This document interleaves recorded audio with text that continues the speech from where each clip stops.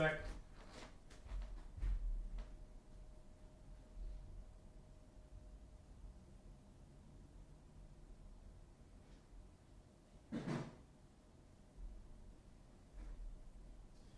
Got the tea, but the tea is hot, so don't spill it while I also say words so that the audio check can be going by the time I get here.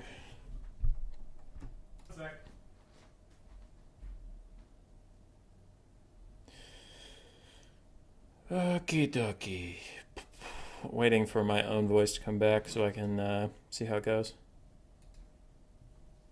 Got the tea, but the tea is... Yeah, it sounds like we have the right mic. How we doing, everybody? How we doing? How we doing?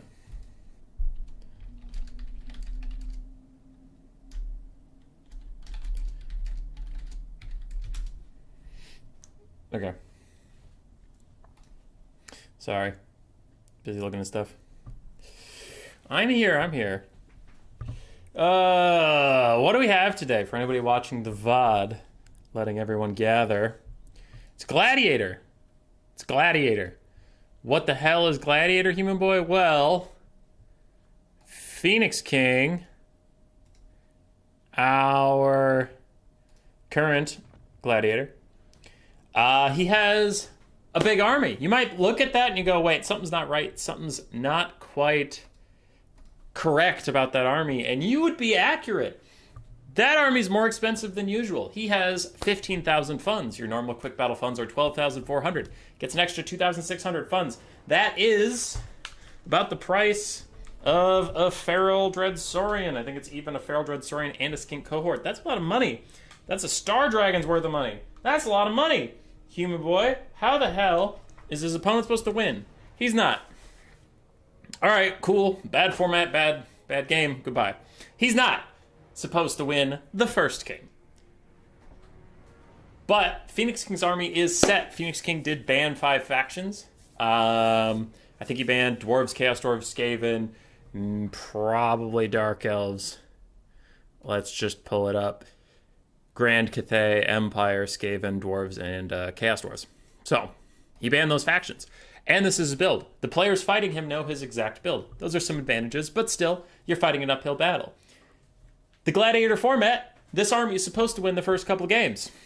Any unit that is shattered or entirely killed is cut from Phoenix King's build. He can take that money and spend it on his other units that already exist, but he cannot buy a new unit. So over time, hopefully, if the players are playing well, they will whittle down this bigger army smaller and smaller and smaller as it tries to make its way back home. And if you're like Blood Penguin, who was our last Gladiator, he actually did make it home with a significantly reduced force, but he did win throughout the whole stream. Or it dies at some point, and whoever beats it, if they want to, can make a bigger army, and then we repeat the cycle. Phoenix King's telling his own story in the chat right now. Meanwhile, our first up to face him, Lucinia, is taking vampire counts.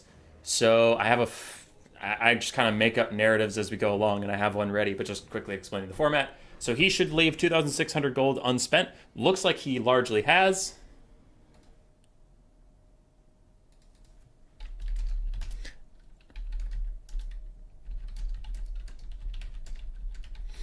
Okay. Yeah, he is ready to go. This is an army he is going to use. He is going to try and kill at least some of the high elf units and make it easier for his compatriots to follow. Your name is Anarian Decimus Meridius, commander of the armies of the north, general of Shadow Legions, and loyal servant to the true god Assyrian. Father to a murdered son, husband to a murdered wife. I'll have my vengeance in this life or the next. That sounds familiar. Also, hey, James Grant. Durlogs, that's a good movie, but not what we're doing here. It's a good movie. I gotta add Sir Groot's. So, Anarian's army has set out. He received a rather nasty letter from a certain Manfred von Karstein.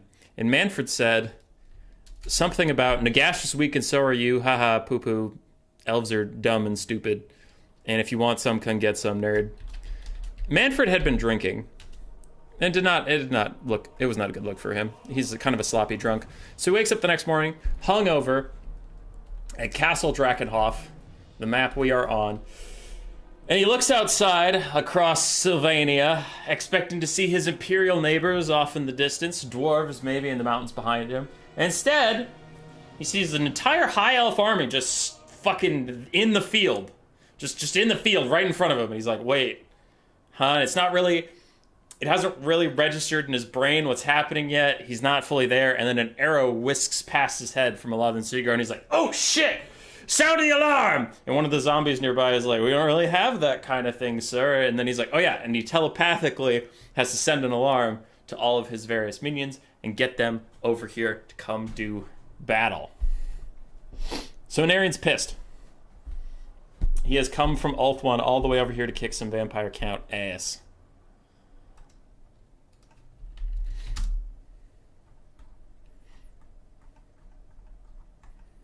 But yes, I say this every stream.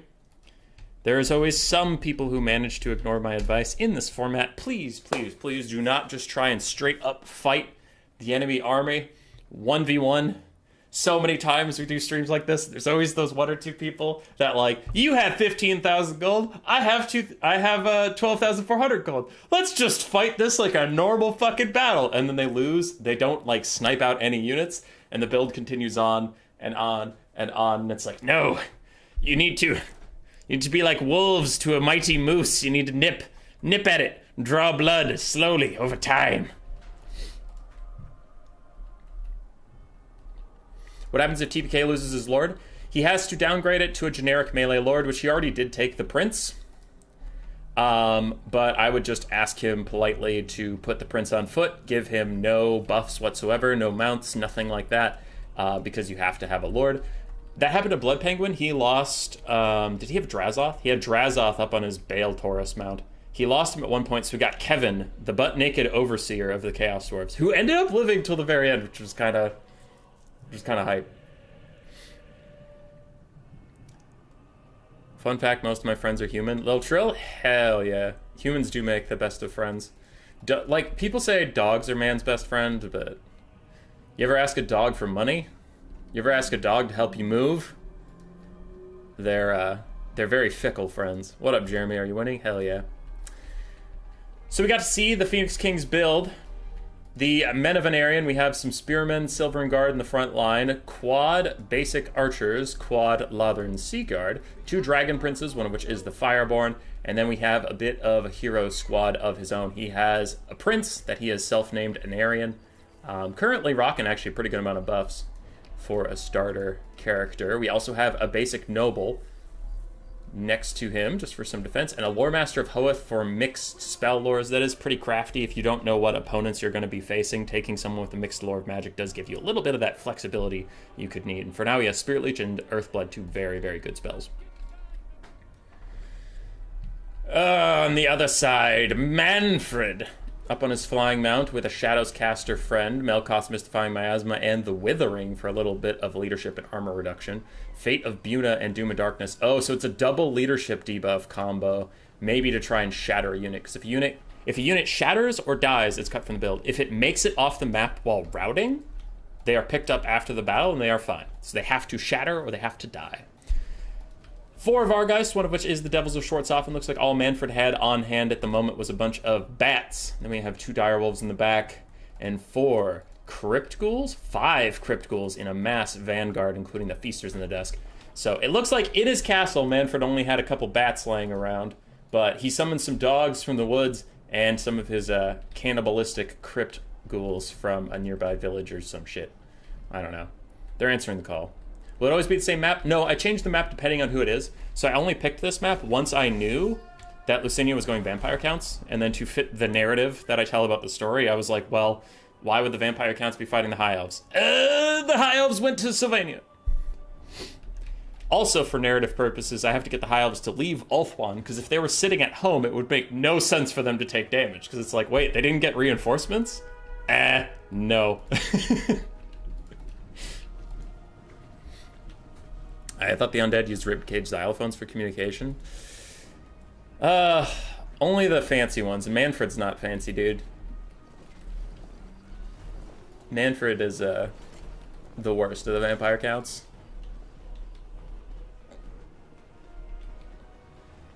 Story stuff is fun. Oh, we're trying. So unbeknownst to the High Elf army, they are being stalked by these crypt ghouls and dogs. They can probably see the dogs. They definitely see the dogs, seeing as how they're shooting at them. Oh, also there's a necromancer just sitting in the back with the forbidden rod, having the time of his life. Back there, giving Manfred and the Shadows vampire some more winds of magic to maybe fate of Buna some stuff. Shatter it away. And again, the vampire counts are just delaying a little bit, but they're delaying because of this, right? He's not trying to be an asshole. He's not spellkiting or anything. He's just waiting for his invisible flank forces to get in here and get on the archers. They use the telebones. Ah, that's a good one. I like it, Rear Assault. Also, Rear Assault, funny name, and actually very applicable for this game. At this point, Phoenix King knows something's up. I very highly doubt he's stream sniping, because with 827 enemy troops, and seeing as how the enemies he can see aren't moving towards him, he suspects something, so he sent Dragon Princes out in each direction, and the Fireborn do manage to find the Crypt Ghouls. Now the Spearmen are trying to reform ranks. Lothern Seaguard going to become a pseudo frontline, but the Vargeists are closing at the same time. I wonder if the dogs will also get active with the High Elves. Having a bit of a conniption, trying to figure out what's going on. Oh, if we had a Wind of Death right now, just down those two Lothern Seaguard, that would be the best. Archers get dove on by two different Vargeists. A third Vargeist is even going to dive in. Okay, that's probably too many. That feels like a lot of Vargeists to use on an archer. All right. He used Doom Darkness and the Withering. He really just wants to shatter that unit, and he will do so. Yep, we lost an archer.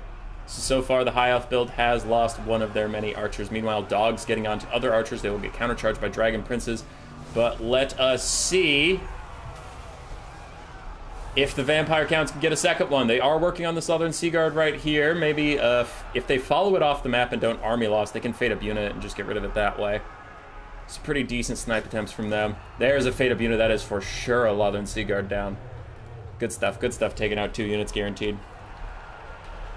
All right, watching carefully. Otherwise, you might want me to zoom in and do some more cinematic shots, but I am busy also making sure I track what dies off. And the Spearman is next on the chopping block, but the Vargeists are getting very, very low, and the Fireborn get a countercharge in, but can they finish these Spearmen? We will see. Crypt Ghouls and Dogs still trying to harass some of those archers over there, but I think Lucinia has given it up. Army losses is getting danger close for him, and he did take out another Spearman, I believe that was. So 3 infantry units cut from the High Elf build. That is good progress. And I do wonder what Phoenix King will be spending that gold on. Probably getting his Prince of Dragon mount. Back in Warhammer 2, Phoenix King showed me how really strong the Prince can be on his Dragon mount. Before everybody got on the Imric hype train in Game 3 and stuff, Phoenix King was playing with the Prince on his Dragon. He has some pretty cool buffs and debuffs that he can stack and become actually a pretty solid melee combatant. I don't think he's meta, but he's strong. He's strong enough. The High Elves are going to be able to grind through Manfred's forces, unless can they get this last archer. He's trying to shatter it. He's trying to shatter it. Negative 48. He needs to get to negative 55. It's getting down there. Negative 55. Negative 51. Ah, he takes out the archer. Let's go. All right, 2 archers, a Lothern Seaguard, and a Spearman have been claimed by the vampire counts, as army losses is about to hit them any second now.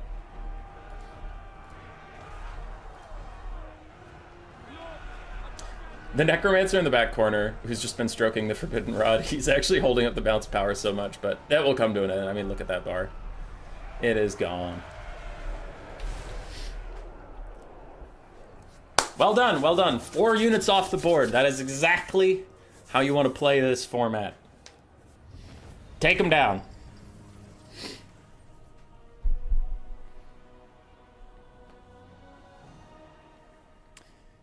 So there's the Spearman that was lost, Lothern Seaguard, and 2 archers. I'm not really going to go through the values because it doesn't matter. Everything's going to be kind of inflated and weird.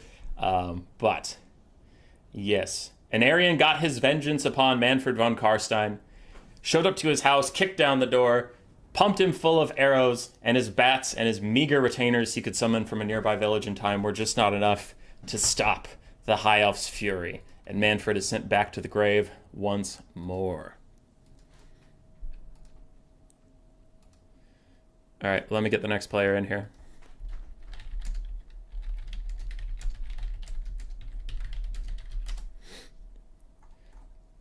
All right. 80 Ruda is up next.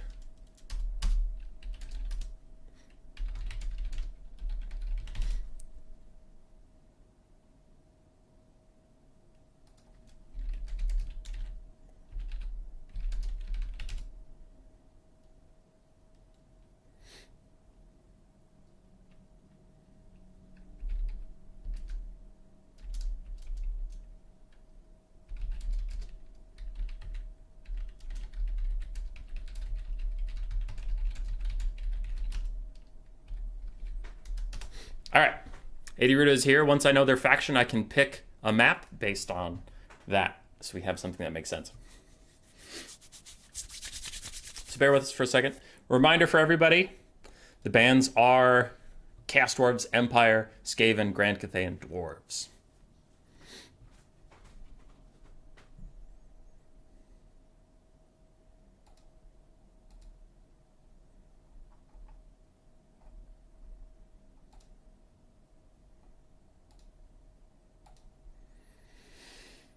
Losing 4 units seems rough. It is rough. All right, he's going Wood Elves. Wood Elves, Wood Elves, Wood Elves. So for the map. The map. We'll go with the Fey Fork. Is it the? Yeah, the Fey Fork. Because I don't want to just take like completely troll-ass builds and fuck over the players, but we'll go with something wooded and has Fey in the name. Can he add any more units? No. So he can spend it on chevrons, he can spend it on mounts, he can spend it on more spells, spend it on more abilities. He can spend his gold however he wants to.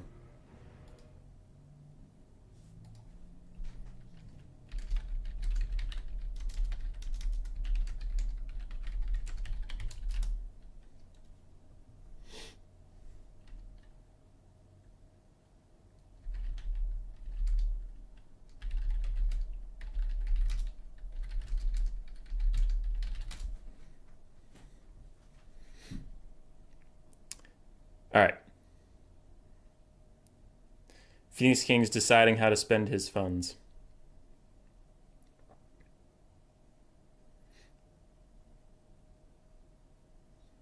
Just ignore that it's a Brett map. I mean, Brett's the neighbors of the Wood Elves. So 80 Ruda has enough funds left. Phoenix King is deciding how to spend his ill-gotten gains. He's throwing out some chevrons. All right, after defeating Manfred von Karstein, Anarion is on his way home. He's going back towards Ulthuan. Now, Anarion does not keep up with much. He does not read the newspaper. He does not really pay attention to the New Elf Times. It's just not inside his purview. So on his way home, he's starting to pass through Athelloren and Bretonnia. And he sees an elf in the trees. And he's like, huh? The elf whisks away, Tarzan style, going through the woods. Not very stealthy in any capacity whatsoever. Anarion goes, that was an elf! Anybody else see that elf? And then all of his spearmen are like, yeah, so those are wood elves. Wood what? Wood elves? Elves? I'm the king of the elves. Those are my subjects. I haven't gotten a check. I haven't gotten taxes from the wood elves ever. Let's go get some fucking taxes.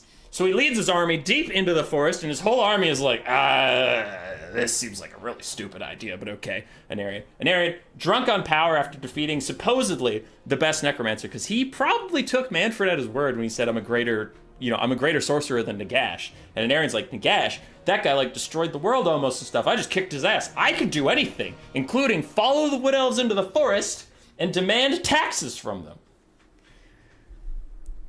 But there are way watchers in these here woods, and they're looking to do some kinslaying.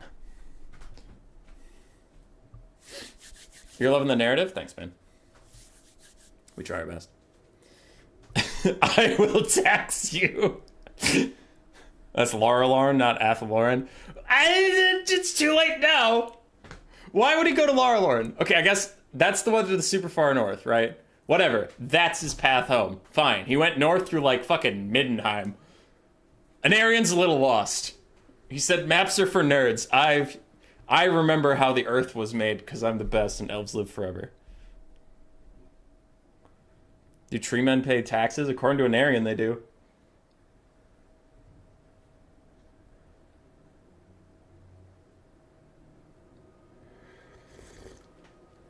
Oh, my tea is very hot, but I do want that. I do want that caffeine in my veins.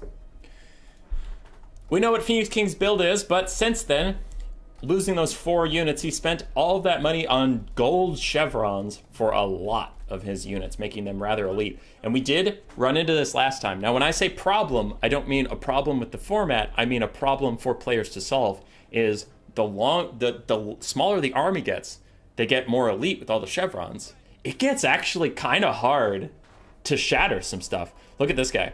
He has a leadership of 76. Oh, that's a Silvern Guard. Okay, I don't have a comparison. Anyway, basic spearmen have 80 leadership and the Silvern Guard have 75. So imagine if the Silver Guard were triple gold chevron. Archers have 70 leadership, right? So this army gets harder and harder to break as it becomes toughened by battle. I don't like trees. Sometimes they sneak up on you.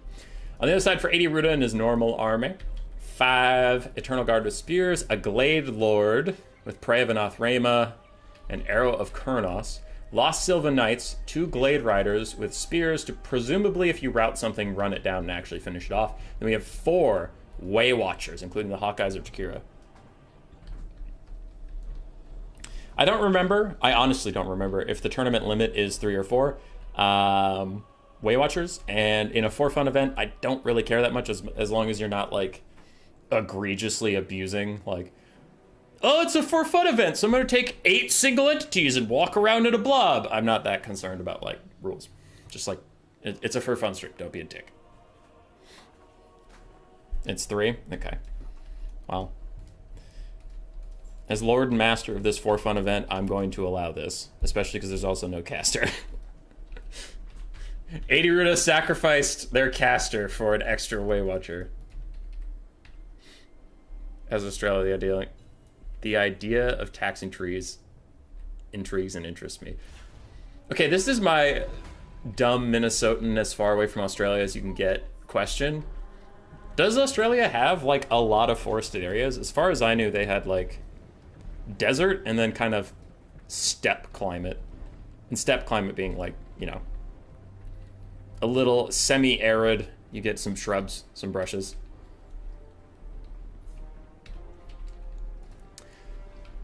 The Way Watchers are firing, but the spearmen, well protected by silver shields. Even if Anarian had no fucking idea that Wood Elves existed, the rest of his troop did, and they held their shields high. They're kind of tanking through that fire like bosses.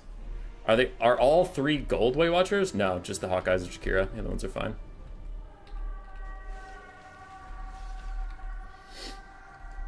Archers counter-firing on the Eternal Guard. And if it is just going to be a raw archer fight, the High Elves will, I mean, they'll probably win the game for sure, but I do wonder how much damage we get out as the Prince takes some shots. But he is unfortunately, like, the worst target to try and snipe out overall, since no matter what, Phoenix King is going to get a Lord back. Even if you could, like, if you kill him, he can't give him a dragon or anything, but it'll still be a Lord. The snipes continue. He's bouncing around, staying safe for now, on the merits of being foot character. What are you doing, step climbing? That is a lot of damage, though, for the Prince. He's got to get closer to his Lore Master, who does have Earthblood. So I imagine we'll get a heal soon to try and keep this guy okay. What Elves just firing contentedly, and the High Elves returning fire. As long as they spread out the damage, they're quite nonplussed at this. There are rainforests, especially on the eastern side of the continent. Lies. Though that would make sense. There's a big Earthblood hitting everybody. And he's even trying to duck behind his dragon princes to stop the madness. Though at some point he should honestly just fall the fuck back. There's no reason he has to be up here. But I do think, like, I think Phoenix King's just largely happy giving his single entity some damage as long as he doesn't die. He's playing a little bit of, like, a risk game there. But in the forest we have the Fireborn getting shreked down by the Lost Sylvan Knights. Ooh boy. Lost Sylvan Knights have not been feeling the best in Warhammer 3 overall, but I mean, with all the magic damage and stuff and whatever, and also their physical resistance now down to like 40, but I mean, they'll still crush a non-magic damage dealing basic armored cav. One of the Dragonborns is pushed off. Fireborn are also pushed off with terror. And does 80 Ruda pursue them? Because this is where it gets kind of risky. If you pursue something and chase it off the map without shattering or killing it, you're actually helping it. Is it better to let it come back, or does Phoenix King even, you know, let them come back? Like, he might just keep them in the corner of the map and try to keep them safe. The Fireborn themselves are just getting whittled down. They're getting close to that shattering point. Meanwhile, the High Elf front line is doing okay. The Archers are doing okay. There we go. We have lost the Fireborn. I did ask Phoenix King to switch to the red team because I can see the shatter much easier. For some reason, when the blue team shatters, they just disappear, so I have to be super on top of it. Triple gold chevron, spearman, triple gold chevron, Lothern Seaguard, barely holding on, and oh no, the noble! No! Anarian's faithful retainer! Somebody save him! No, he's just dead, and he's dead! And he's dead! That man went through Nam with Anarian, and oh fuck, Anarian's about to get charged right in the face. Anarian, no! Anarian, 92 health. He's trying to hang on. He's terror routing. Somebody save Anarian. As the Dragon Princes dive in to help him out. Still 92 health. Still chilling. He's totally fine. But 83 health. He's vibing. And the Lost Sylvan Knights are pushed off. Anarian's just gritting his teeth and getting through it. Do those Glade Riders with spears just run him down? I kind of want to know. No, he gets killed by the Glade Lord. I think she arrowed of Kurnos him or something. I don't know. But he died. We have lost the Darien. We have lost the Fireborn. And what has become of this world? Spearmen are getting pushed off, but they're not getting shattered. So it's not nearly as much of a problem. Glade Riders are going to get into the back line, but these are all triple gold chevron archers and Lothern Seaguard. Like, even these base archers have 31 melee defense, so they're not really going to be in too much trouble here. If the Lord dies, what happens? He gets a generic Lord, and I politely ask him not to upgrade him in any way.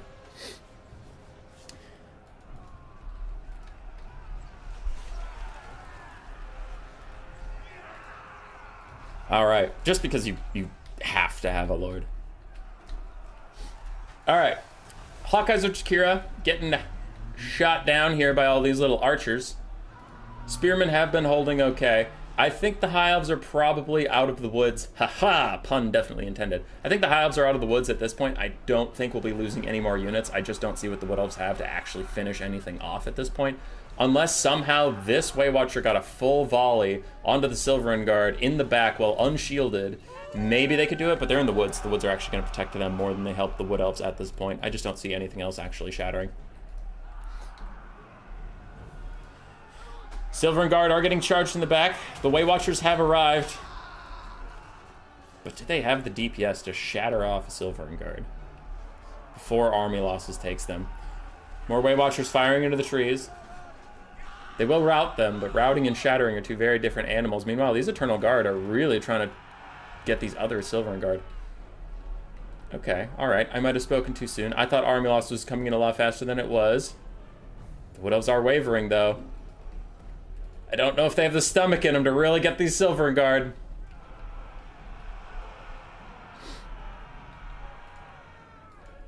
Yeah, those Silverin Guard are going to be fine. These ones are going to be fine. And the Wood Elf army falls apart at the cost of the Fireborn, Anarian, and his noble. I don't know. He didn't have a name. I would have asked, but now if I ask, he's just going to gurgle at me, and I don't really want to get blood on my shirt, and it just got washed, and we're not going to be home for a while. I don't really want to walk around in a bloody shirt. I'm like, hey guys, it's me.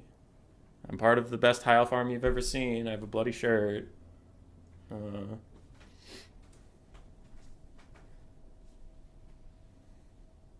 Are the Wood Elves the America, Australia of the Warhammer universe? Probably Australia. America, unfortunately, gets Dark Elves.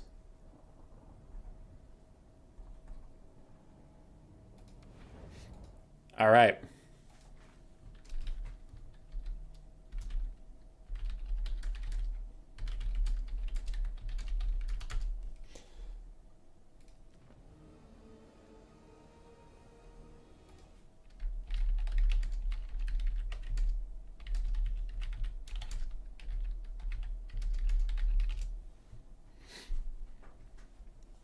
Okay. Stormrunner's already fucking here. All right, let's all calm down.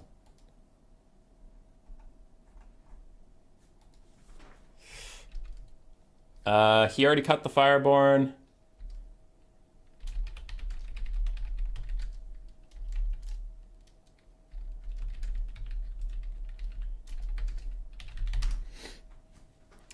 Okay.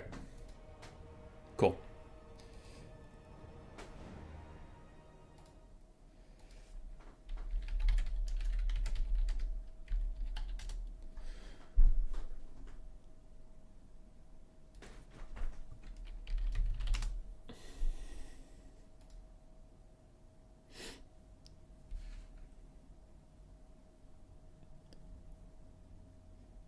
All right.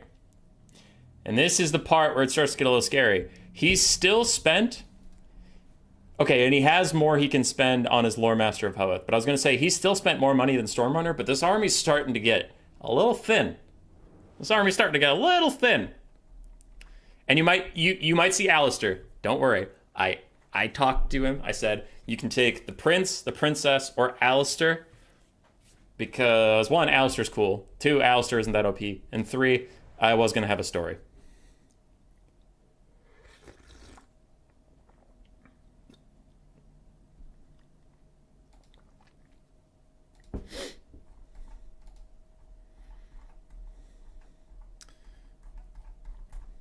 All right, I'm just waiting to know what Stormrunner's pick is going to be before I can set the map and get us on our way, story-wise.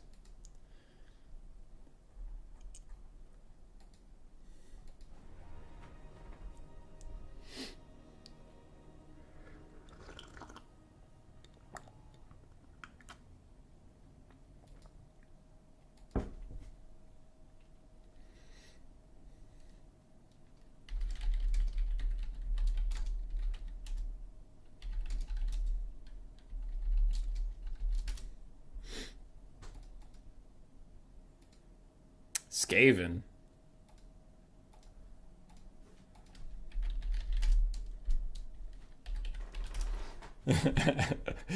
Stormrunner's trying to take a banned faction.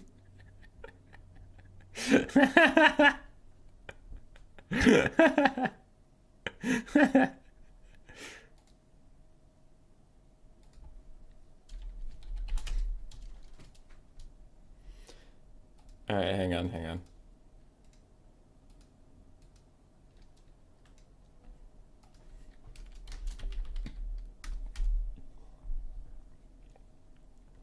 So the king person has 5 bans, and Skaven were in them. And Stormrunner / Barkin the Tack wanted to play Skaven, so I am now informing them that that is actually one of the 5 banned factions. So I need just a second.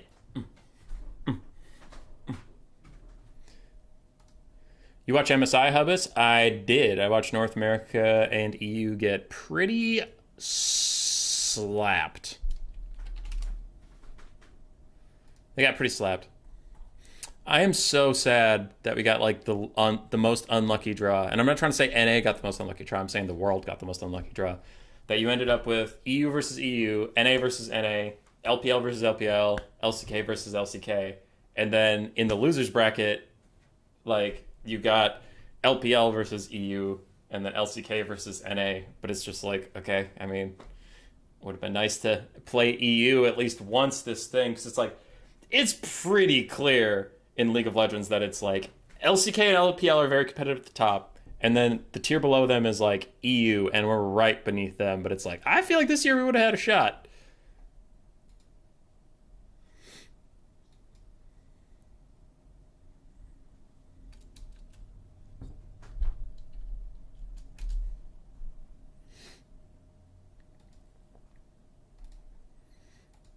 Something's Skaven Blight.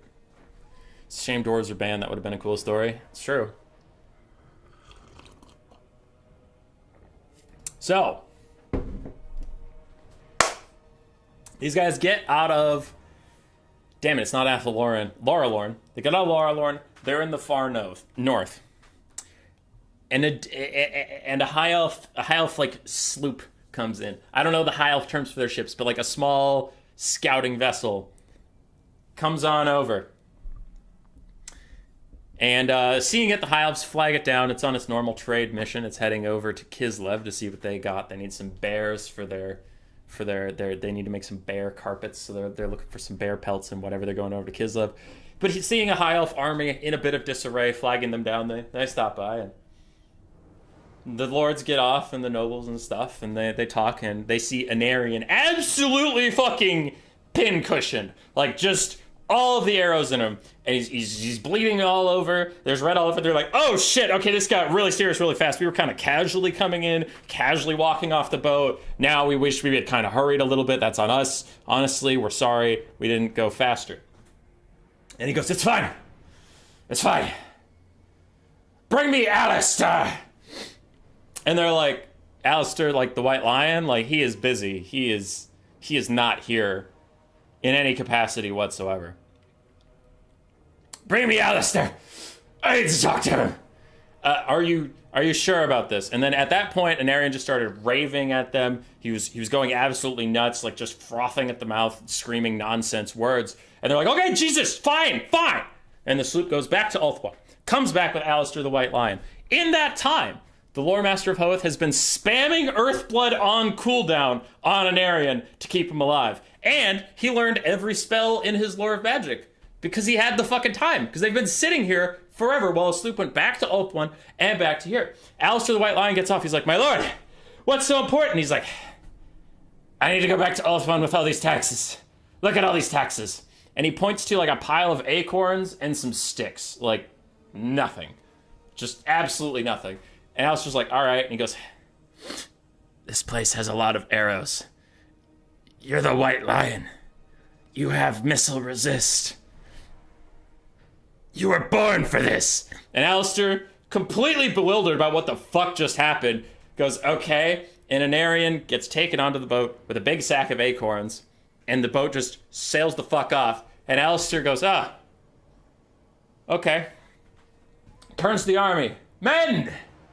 What was your objective? What's the mission right now? Our mission was to go home, sir. Home? You mean like that boat? The boat that just left? That boat? That boat that could have taken us home? Ah! Grand! Glorious!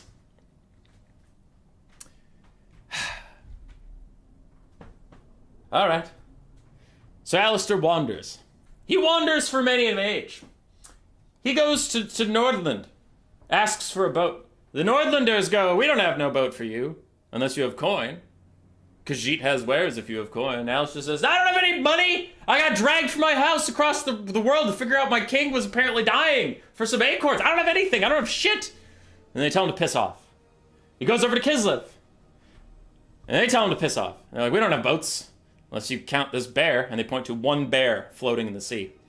Is that a boat? He says, no. Well, then fuck off. So he fucks off. Alistair wanders and wanders. Cold, hungry, and alone. Comes across an old man. Alright. He's just working on his army. Comes across an old man. That old man says to him, I hear you're looking for a boat. Alistair goes, yeah. Was it me screaming that I'm looking for a boat? Or how'd you figure that out, oh genius one? I know where you can get a boat. If you pay the right price. And Alistair says, I don't have any money. That's actually been kind of like the continuing theme of my expedition here is I don't have any money in any capacity whatsoever. And the guy goes, not all prices are paid in money. So Alistair shrugs and goes, this is a monkey's paw thing, isn't it?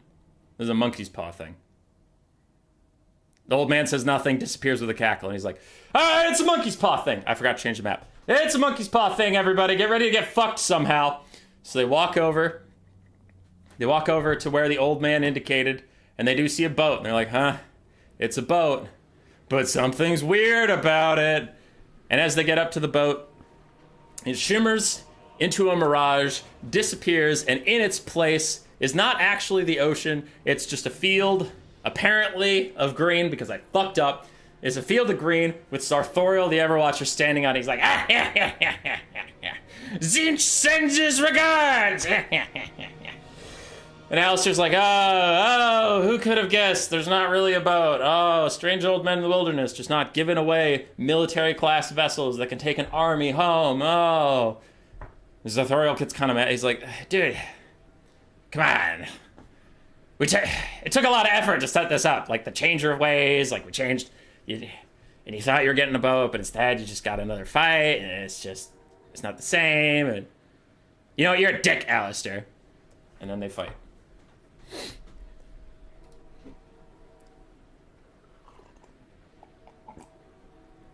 Why is there a tree man? I have no idea. I was just gonna say that he took it with him or something. I don't know why he has a tree man.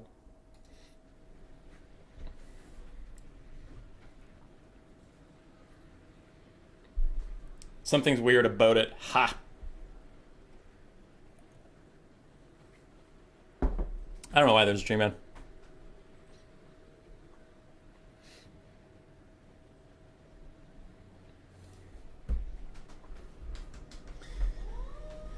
We'll figure it out.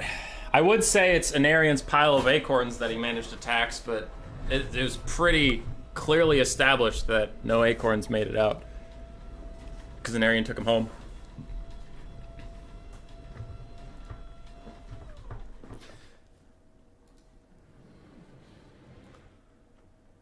I don't know what the tree man's doing. I just work here.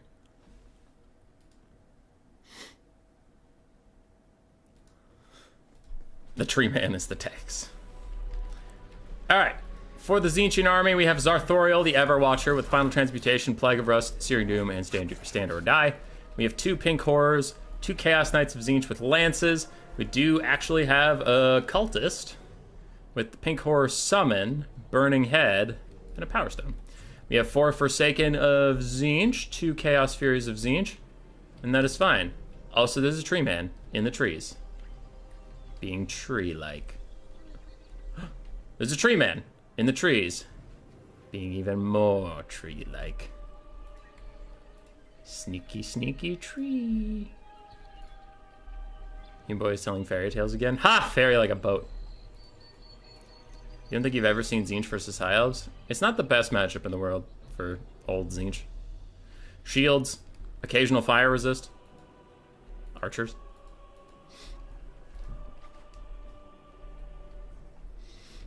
So here's the depressing part for the High Elves. Even if they beat Tzeentch, the boat was like a mirage, so there's no boat. Like, they're fighting him for nothing. And that's the depressing thing. The old man lied to him. It wasn't even a monkey's paw, because in the monkey's paw, you at least, like, get the thing you asked for, and then something horrible happens to you. This is just something horrible happens to you. As this High Elf learns to become one with the fence. My guy. My guy. Pick a lane. You can't just... You can't say both and just impart yourself upon the fence. That's not how fences do. Alright, this is getting a little ridiculous. Are you guys, like, melting into the terrain, or what the fuck? What if the tree man becomes the lord after Alistair dies? I wish that was possible. Unless it was Durthu.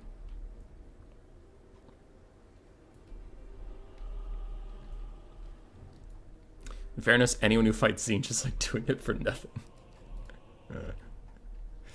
Pretty much. Pretty much. What do we have for spells these days? Shem's Burning Gaze, Melkoth's Mystifying Miasma, Earthblood, Wisdom's Wild Form, Spirit Leech, and Harmonic Convergence. That's a pretty good spell kit. Like, out of these 6 spells, 1 of them is fine, 2 are bad, and 3 are actually, like, super meta.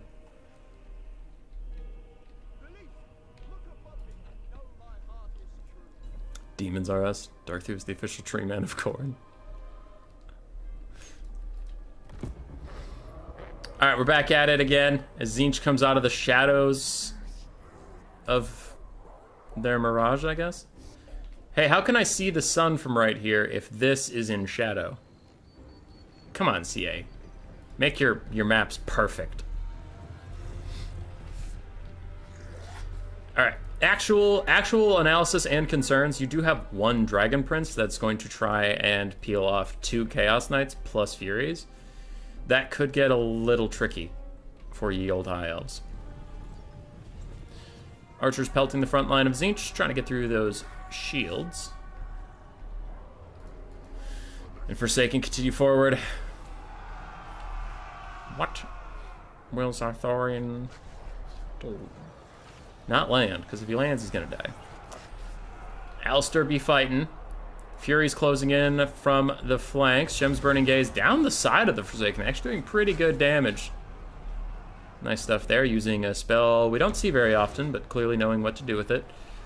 Quick slideshow presentation to make sure everybody gets to see how cool the Chaos Knights of Tzeentch look. Because they do look cool as hell.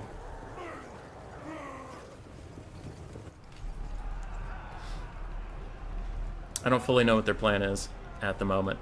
So Thoriel's still taking a little bit of damage. The Forsaken of Tzeentch are losing against these super elite spears. With 60 melee defense, they ain't going nowhere. The Pink Horrors are here and firing in onto our archer friends. Meanwhile, Furies are going to attack the Lothern Seaguard with a burning head cast at the same time. Wow, that did a lot of damage. Okay, oh boy. Lothern Seaguard gonna rout for sure. There we go. Now they are routing. Burning Head's curving off.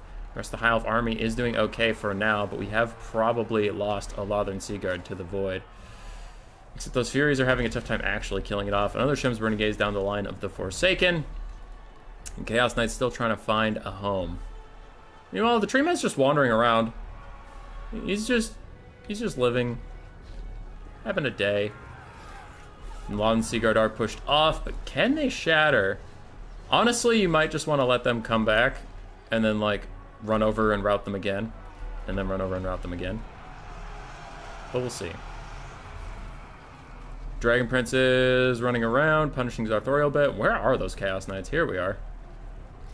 Dragon Princes are not nearby at all, so these Chaos Knights can kind of go wild on all these archers. They are getting shot to pieces while they do so. Alistair and his troop are chasing down the Pink Horrors. Lothern Seaguard are chilling on leadership. Again, they're probably just going to have to be let to rally and then rout them again. Big charge for the Chaos Knights of Tzeentch. Trying to finish off those archers. More Forsaken rejoining the battle. The Chaos Knights might want to split up. Like, one of them hits this archer in the face and absolutely shreks it, while the other one stops some of these archers from shooting in. That archer's getting danger low. And he has routed. I'm trying to keep an eye over there, what's going on. Okay, that archer has routed, not shattered yet. Dragon Princes are terror-routed off. And we have a Pink Horror summon to help with chasing these guys off. Okay, that could be pretty good, because their range damage actually, like, does more. Archer is shattered. We have lost an archer from Alistair's pathetic army. The Tree Man continues to walk back and forth in the background. He's just ambiance. Okay, he's living his best life. Can those Lothern Seaguard actually die to the Pink Horrors? Let him rally. Let him rally. Come on, leadership, creep up there. -26, you fucks. No, they need to rally so he can shatter them. Otherwise, they're just gonna get off the map for sure. All right, Chaos Knights are coming back for maybe a second pass at the High Elf army to maybe get something else, as the Pink Horrors continue to try and actually kill the Lothern Seaguard.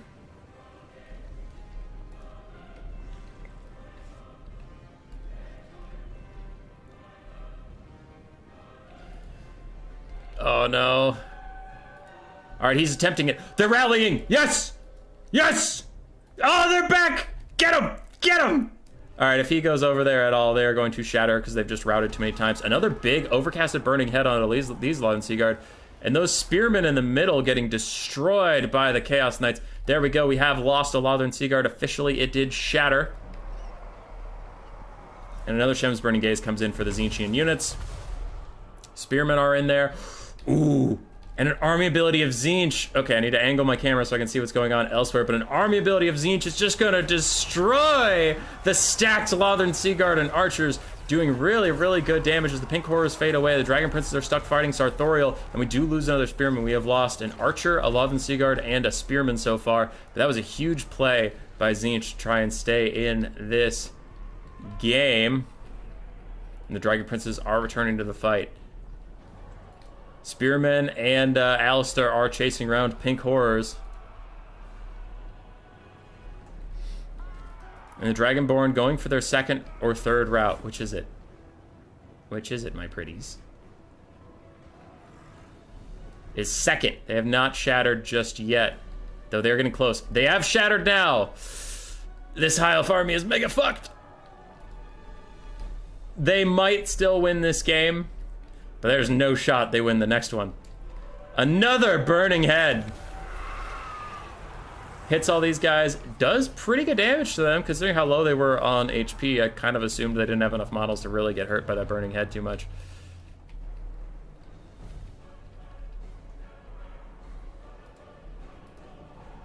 Okay, what have we lost? The Dragon Princes, a Lothern Seaguard, an Archer, a Spearman. I don't think I have missed anything so far. That is a lot to keep track of. The Tree Man influencing the balance of power might affect the outcome of the game. Maybe. Chaos Knight's going to charge down the Lothern Seaguard. Immediately routes them. And the Cultist is going to route these other Lothern Seaguard. And at that point, it's starting to look like a Tzeentchian dub.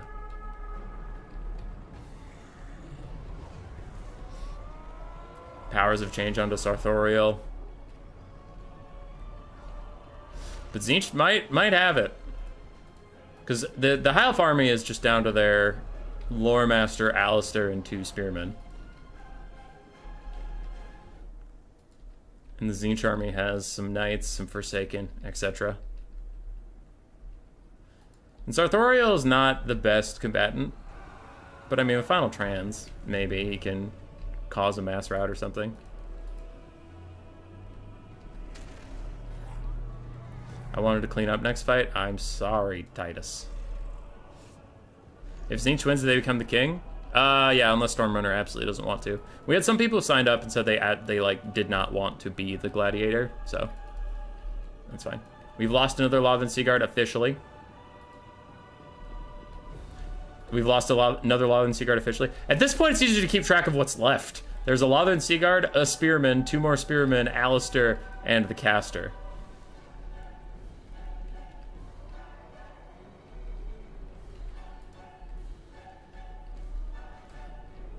Stormrunner's just being very careful to clean up any random stuff before wandering off into the wilderness.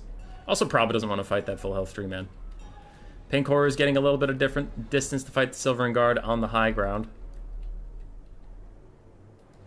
And these Lothern Seaguard are rallying, going to turn and fire at these extremely low Chaos Knights. They have a full thing of shields, but the shields is based on your max health, so you'll see it'll like pretty instantly disappear from even this. But shattered.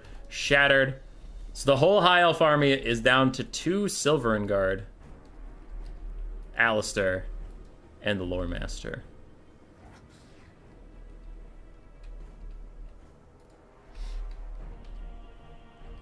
For Tzeentch, we do have a full health Sartorial, who I don't know how much Winter Magic he has. There's been a lot of Burning Heads so far. We have some extremely tattered Forsaken, Chaos Knights, and a Cultist of Tzeentch.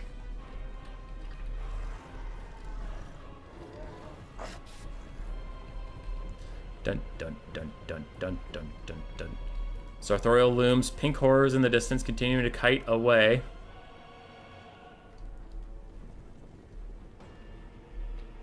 And does Sartorial bother to go up and fight those Silvern Guard, or does he have other things in mind?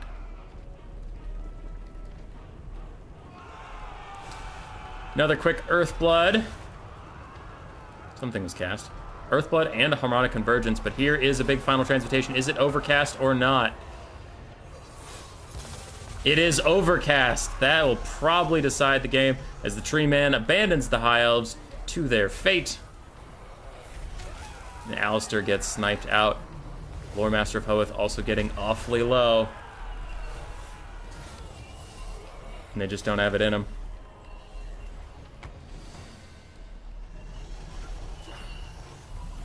Ooh, he even throws down a Searing Doom just to really fuck with these Silver and Guard. He's got the Silver and Guard low-ish. If he can terror up them, that would be pretty huge, but I don't know if he can.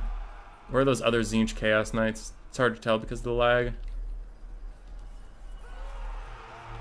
The other Tzeentch Chaos Knights actually just routed on their own. The Cultist on his horse is going to chase down Alistair while the Sartorial continues to fight the Lore Master of Hoeth. Silver and Guard are doing their best. But the Pink Horrors of Tzeentch are faster than the Silver and Guard, so they're getting a little bit of distance. And that means they will be there for Tzeentch in the late game. Forsaken are routed off yet again. So are these Chaos Knights.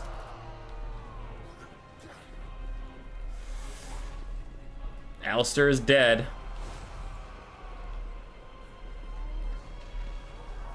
Now, Sartorial's having a bad time. He is not enjoying his fight versus the Silver and Guard and the Lore Master of Hoeth.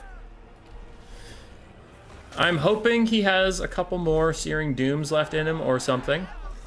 Lore Master of Hoeth probably has Earthbloods.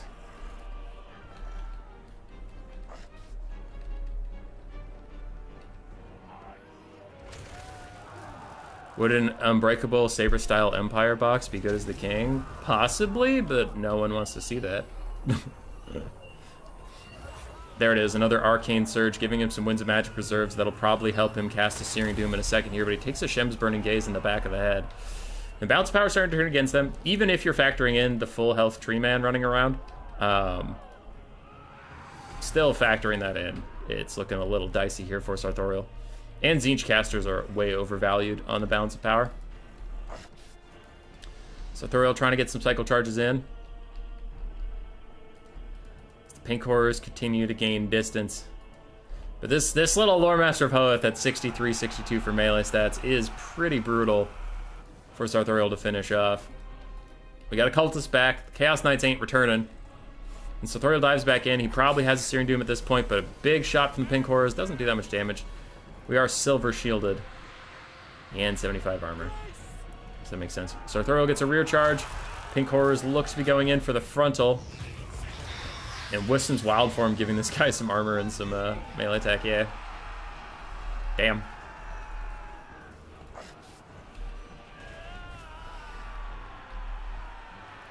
Sartorial running around, has thrown down Standard Die for his Pink Horrors. He's back up into the sky. And he once again tries to charge that Lore Master, but he's just not getting a lot of damage down. I haven't seen a Searing Doom since he Power Surged, so I really wonder if he's saving up for another Final Trans. Like, if he has that Winds of Magic, I would be surprised, but okay. If you have it, do it, because that was huge for you in the early part of this. I suppose he is Tzeentch. He's been using that Locus of Arcane Power, but also he had the Power Stone from this little guy, so he actually might have another Final Trans soon. Which would decide this game. Silver and Guard route, which is pretty much shattering. I mean, they're real low. Now, this guy does have a Spell Resist aura and a Leadership aura. I forgot he had a Spell Resist aura. So that is a bit of a bitch for Sartorial. Though earlier we saw his Final Trans versus Alistair, and Alistair had that Spell Resist. Didn't save him. Cultist gets pushed off yet again. Pink Horrors continue to fight still. Sartorial continuing to do his darndest, to do his best. Sartorial gets a charge in onto the Lore Master, but it's not really going to work out, so he opts out of it.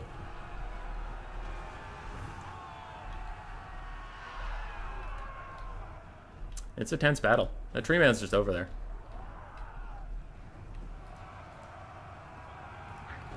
Sartorial dives in once again, gets some good hits off onto those Silver and Guard. 50 HP on them. Very, very low, and I have to wonder what Sartorial's going to use his magic on. I know I've been talking about it a lot, but he he at least has enough for a Searing Doom. So if he hasn't used a Searing Doom, I have to assume it's for a Final Trans. Silver and have shattered. Pink Horrors, though, are about to disintegrate, and without them, the bounce power might shift enough. Acknowledging the Tree Man, the bounce power might shift enough to just like army loss Sartorial here. He is back in.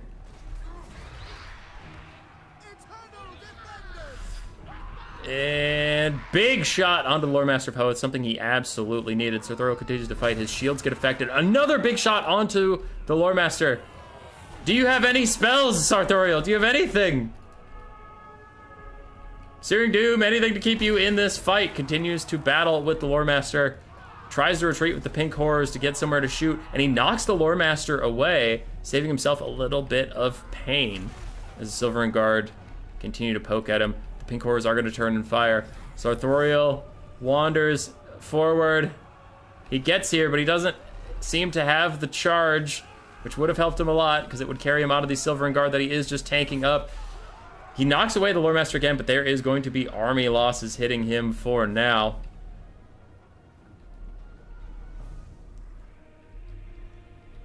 He was unable to get off another spell to help him.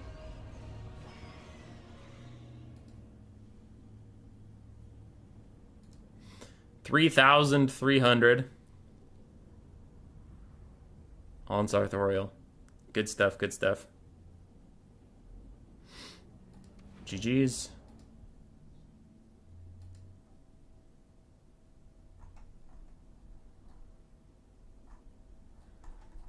All right.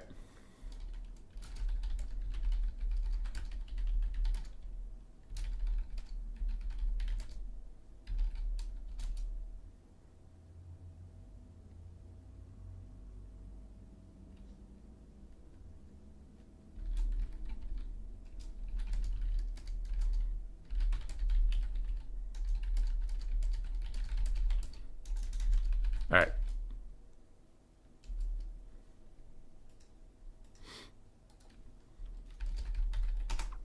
So, that will be the end of our High Elf King. As the last Spearmen and the Lore Master stand on the Norscan coast, lost, confused, scared. They've lost everything. The tree man who wandered around the fight comes over to them and he offers them a deal. Their souls for salvation.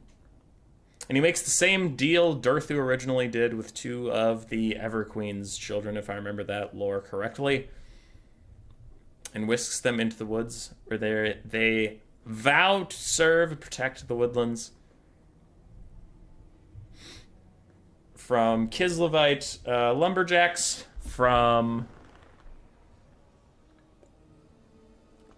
Norskins, from demons, from all those things. They will continue to serve.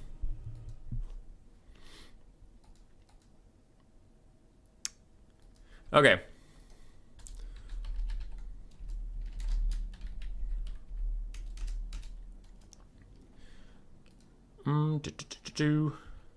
What are your 5 bands when you figure out your army? No rush. Okay.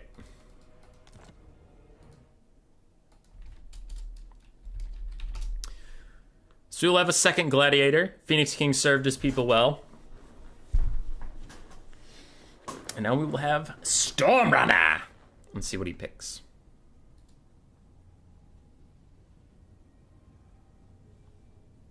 Yeah, the Senya. Yeah, Phoenix King agreed. He was just having some fun. So afterwards he was like, yeah, without the tree men, probably would have lost. So we just gave Storm the next Gladiator. One last boat pump. That game seemed rigged.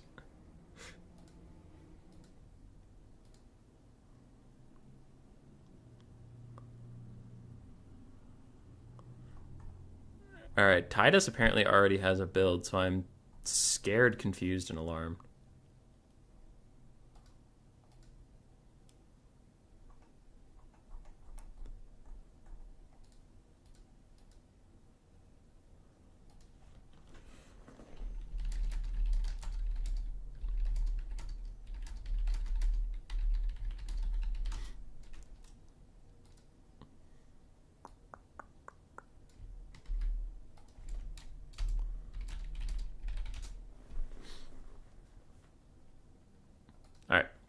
So Phoenix King came into this knowing what he was going to do with his armies.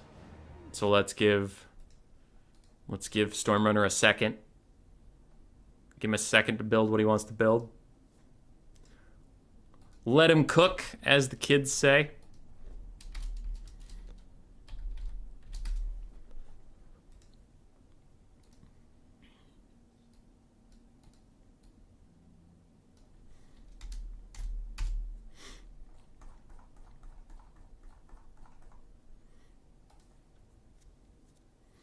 Chaos Dwarves 2 Dwarven Boogaloo. I wish. If you all are looking for some live content while we wait, who dares ping me?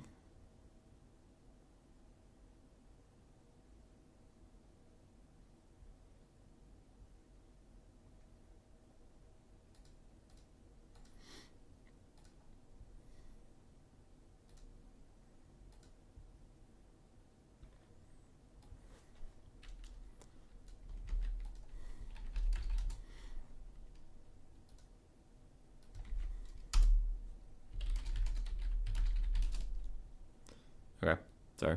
I'm busy adminning some stuff.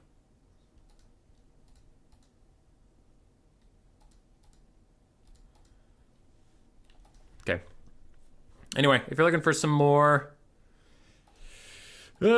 content, today we have the Gladiator stream. Tomorrow we have Friday Night Fights. Cool Umbrella's hosting that. Then we have the Faction War on Saturday. We're finishing that off. I know it took a while. I was out of town last weekend, and weekends are pretty much the only time to get everybody together from different time zones. So we will be finishing up the Faction War.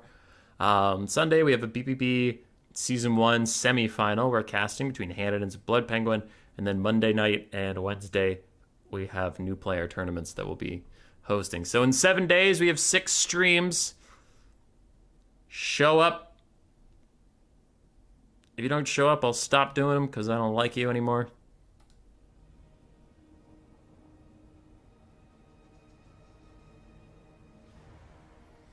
Skaven seems like a real sussy choice. The sussiest. But we're sticking with it.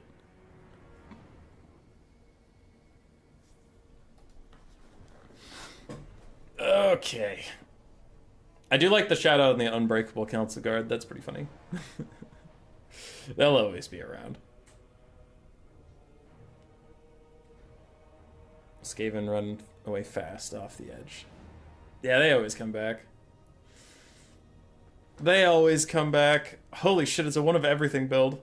I mean, he has like 2 of some things, but there's a lot going on here.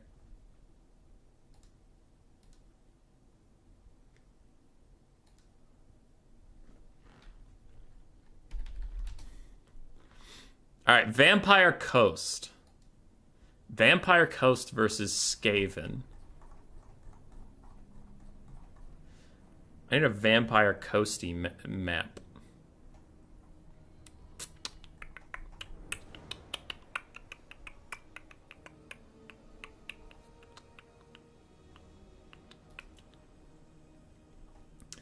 Desert. That makes sense for both these factions, he said. Joking. Joking. He said joking. He was joking. There was a swamp I once liked that no one else liked. I enjoyed the Swamp of Terror. Yeah, let's go.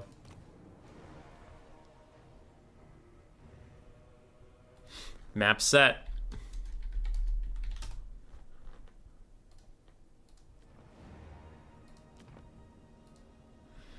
What did you miss? The High Elves run, where they beat the shit out of Manfred von Karstein, taxed the Wood Elves, and fought Tzeentch, and technically won, but then got whisked. The remnants of their army got whisked into the woods.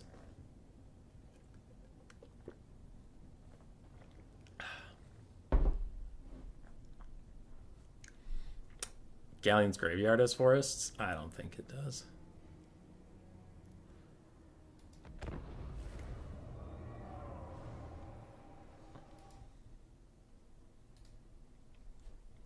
All right, we're getting into it. So, Lord Skrulk returns to Skaven Blight. Oh, wait, fuck, I forgot you guys are on the wrong thing.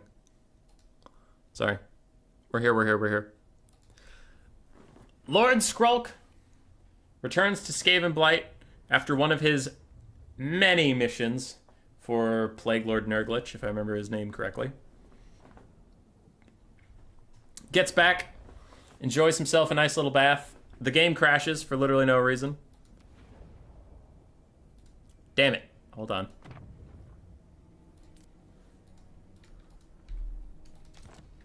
been a while since I had that bug. I thought it went away.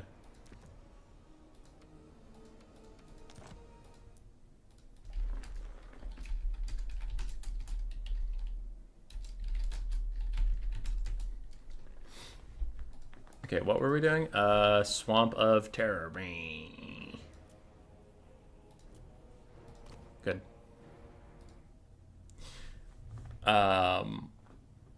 My first game multiplayer was me as Skaven, my friend as Vampire Coast. My 2 Warp Cannon squads immediately killed Queen Bess, and he was very sad.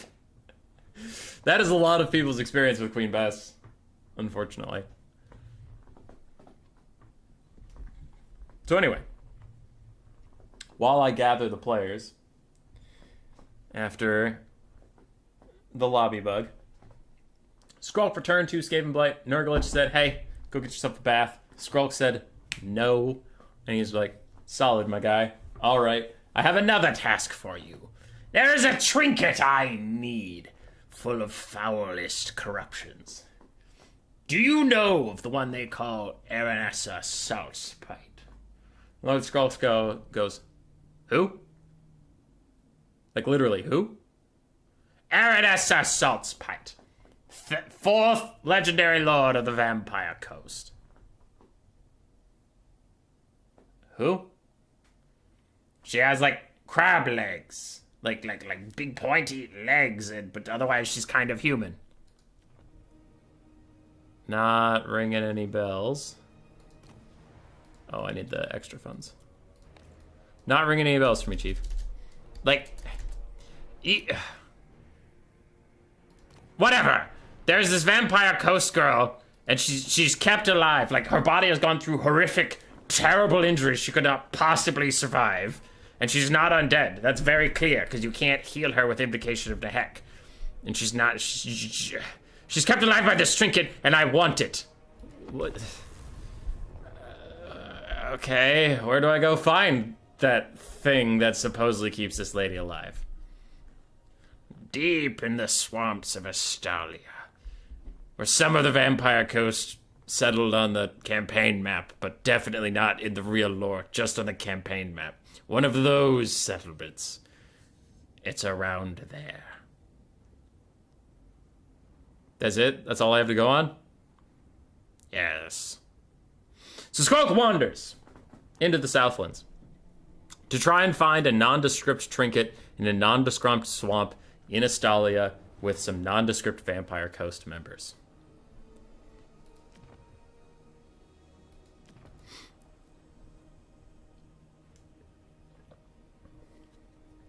She's a mermaid? Sure she is. She's like the 8th legendary lord of the Vampire Coast. We have 4. That's pretty good. The 13th crash. I did see someone posting about that Greven, that she should actually be a Norskin lord, which is kind of funny.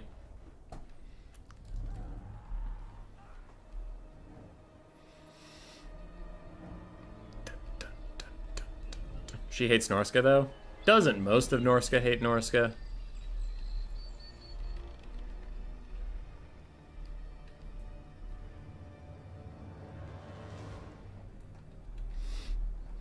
As Skrulk is digging through his 40th trench looking for undescript trinket, he finds something. A hand that grabs back. And then you get the pretty classic zombie scene where he, like, pulls back and then a zombie rises up. And then he smushes its brains in. It kind of keeps coming. And, yeah. The usual immediate terror. And then he sicks his plague friends upon the undead. And you have yourselves a little brawl. Also, Chaz, $5 donation. I read that, but I didn't acknowledge it. So here's your acknowledgement, sir. Thank you so much for the donation. Grace and I are going out to dinner tonight. I will order myself an extra tall orange juice. And the restaurant's going to be like, we don't sell orange juice here. And I'm going to be like, get me some! And I'll get thrown out. Okay, the Skaven build that we will be seeing how long they can go. We do have 2 Wolf Rats, 2 Stormburn with Halberds, one of which is the Council Guard, unbreakable, so they will be rather difficult to actually knock out of this format. 2 Death Runners, 1 Purple Globe, Death Globe Bombardier. The Avalanche Mortars, Death Globe Mortars, ROR. Lord Skralk, a Warlock Engineer, which is kind of smart. If you take 2 casters, you'll know that you'll, at least for your second and third games, get more money. So you can get all their spells, and then you can have a diverse spell roster. I don't hate that whatsoever. We also had 2 Rat Ogres I saw earlier. Skaven Slaves, Clan Rats, including the Clan Bulk, Tail Slashers, and the Teeth Breakers. Rattling Gun, ROR. Where's my warp smell? Human Boy getting thrown out of McDonald's to be his highest viewed stream. Nah, dude, the hot tub stream didn't get shit done. Alright, on the other side for the coast, trying to defend their special trinkets is, we have a couple Scurvy Dogs, Fellbats, a Morngul, Morngulls and a Morngul Haunter. We have 2 Deck Gunners, Zombie Pirate Deckhand Mobs, Mortars, more Fellbats, and a single Bloated Corpse. I'll have a bag of orange juice, the whole bag.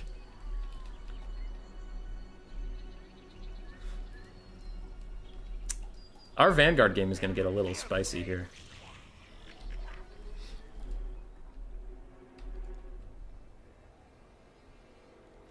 I'll be honest, I'm mildly concerned that the Skaven could lose this one.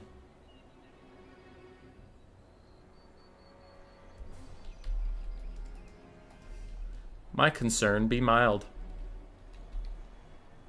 Because those Deck Gunners are going to be a big problem. Skaven are going to have to get in range, but they don't have Slingers, and they don't have Jezzails to counter fire, so they're just going to take damage as they run up.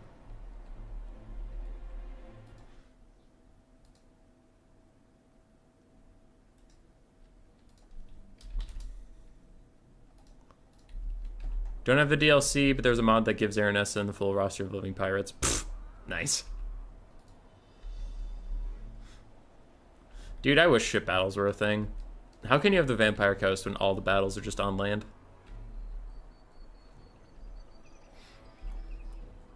I'm tense because, like, I kind of need to be on top of my shit. I can't be mid-rant when this game starts because things are about to go down in multiple places immediately. But also, like, something is taking very long about the setup. I don't know what it is. So, like, the streamer in me realizes there is dead air and I need to fill time, but they're taking forever to hit start. So it's like, just hit start, please, God. I can't start talking about a thing and then the game will start and I'll just have to stop. So, start, please.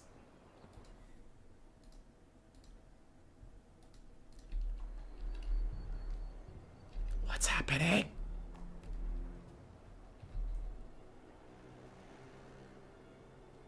Hello? Hello? Hello? Please start the video game. Your armies have been set up for like 3 hours now. Getting scared. Time for the tried and true method way to get a game to start. Do the thing. Do the thing that I said I'm not going to do.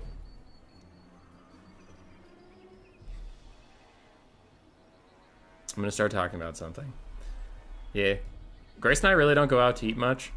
So I thought it would be nice, and I'm like, okay, let's go somewhere deep. Now I can't decide if I want to go somewhere like actually fancy, like an actual sit-down restaurant, or go to like one of our local places that are a little more chill. So, I don't know. I'm thinking about going to Forager. It's like our classic restaurant in the local area. Ah, there it is. As soon as you start talking about something else. All right, Scurvy Dog is immediately beset by Death Runners. And that will be the death of those Scurvy Dogs. They are infantry size, so the Death Runners bonus for infantry does apply. Oh, but we got an ambush going on. Morngul's creeping in. Fellbat's also coming over. But here's the tricky bit. Those Skaven are low leadership. They're right next to the edge of the map. They're ready to piece the fuck out at the first sign of danger. So you gotta really ensnare them and kill them off. Uh-oh. Uh-oh. Lag. Uh-oh. Well, those Morngul models are actually really cool. So Scurvy Dogs are obliterated. On the other side, Scurvy Dogs are going to find more Wolf Rats and be in for a bad time. The Morngulls and Bats are all piling into these Death Runners, but can they actually shatter them? Or will they just rout to safety? They're down to half HP already, but their leadership is holding as Scurvy Dogs continue to eat them alive. The bloated corpse in the trees is going to run away. Crane Gunners, or whatever, the Deck Gunners are fighting. Death Runners, one is super close to the edge of the map, but he's not actually running towards it right now. This single model is so close to the edge of the map, and salvation as the Death Runners continue to get piled on their negative 46 leadership. They're so close to making it to safety. They shattered! Death Runner is gone! Meanwhile, in the distance, another dog is killed off. The Warlock Engineer is trying to sprint at the other bloated corpse, while those Deck Gunners continue to shoot and the Mortars continue to shoot. The bloated corpse is trying to get there, but the Warlock Engineer is approaching it from behind, and the Warlock Engineer wins that race, getting a big explosion to the face for his efforts. Now we do have a Clan Rat with shields already routing. And a Rotting Promethean Summon is going to go get him. Meanwhile, Teethbreakers are counter-firing with the Deck Gunners. Doing okay. Not great, but okay. Bats running around harassing Skaven slaves. Deck Gunner's almost dead. Deck Gunner's continuing to fire at these Clan Rats, and the Mortars are hitting them too. These Clan Rats get real low on leadership. I wonder if the Fell Bats just chase them, commit to that fully, as the Teethbreakers slowly finish off those Deck Gunners, Clan Vulcan Tail Slashers, and Clan Rats with spears. Also routing. Where is that other bloated corpse? Skrulk has found it. Skrulk is probably going to snipe it out in just a second here. Run, little bloated corpse, run! Skrulk is faster. Yeah, he caught it. He caught it, he blew it up. You animals, you blew it up. Clan Rats retreating towards the Deck Gunners that are shooting them in the face. That is a little gift to the Vampire Coast, but these Clan Rats with shields actually did hold on to their leadership well enough that they will escape unscathed. Relatively. Life is all about relativity. More Clan Rats with spears being shot. Warlock Engineer is surrounded right now, but doesn't seem to actually be in that much danger. Failed Bats were chasing off Skaven slaves, but no one seems to care about that. Clan Vulcan Tail Slashers are also going to be fine. Yeah, they're going to be fine. So I think the coast is all in on trying to make sure that these Skaven actually shatter. Fellbats might make a play for the Teethbreakers. I don't know if they really have the DPS to knock them out, though. How expensive is a bloated corpse? $425. In other words, too fucking much. As Deck Gunners shoot those Clan Rats in the bum. Teethbreakers are beset by bats, down to 1/3 HP, but otherwise chillin'.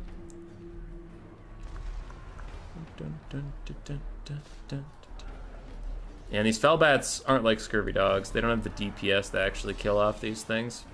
We'll see. We'll keep an eye on them, but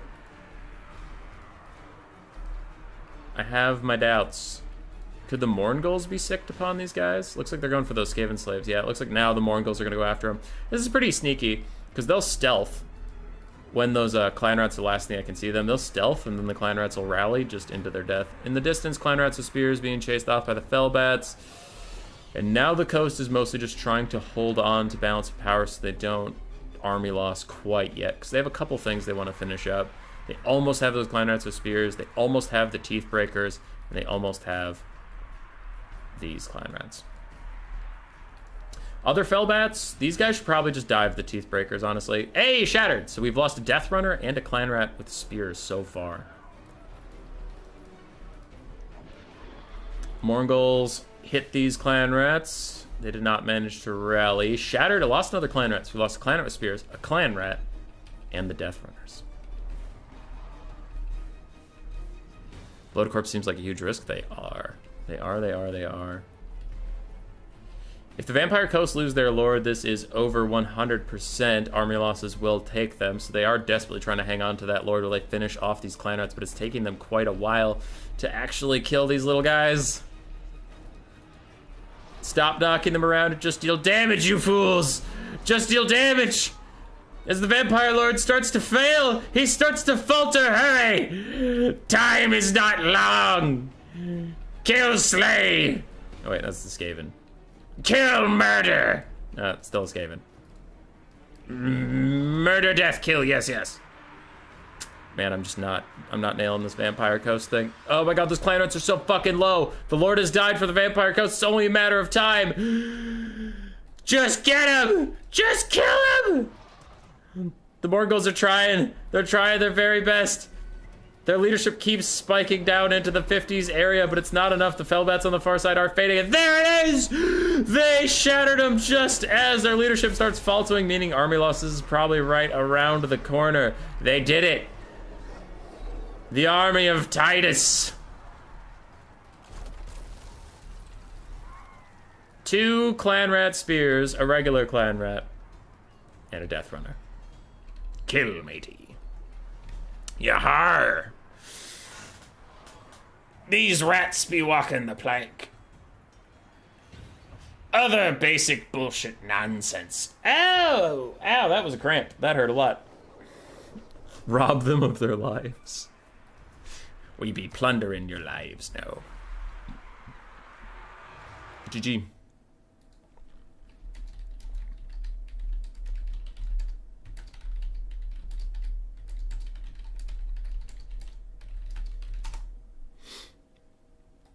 Send them to Davy Jones' locker. Oh yeah, I'm not really doing the values. No one cares about the values. Both the Bloated Corpses are sniped out by the single entities, but yeah, it's pretty good. It's a pretty good start, knocking out 4 infantry units. Titus, you did great.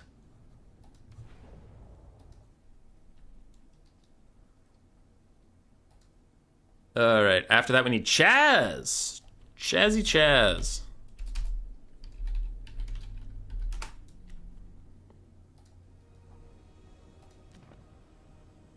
We have some gold chevron Skaven slaves in this place. Isn't Count Noctilus basically Davy Jones? Basically, yeah.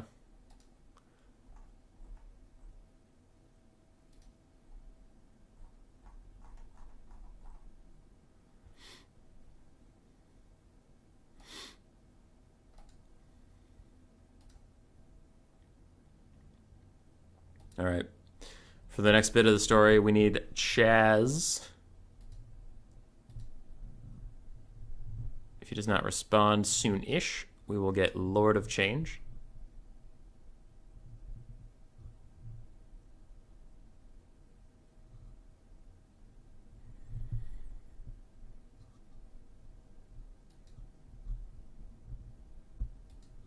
If man chooses, does the Golden Chevron Skaven slave still obey? Yes.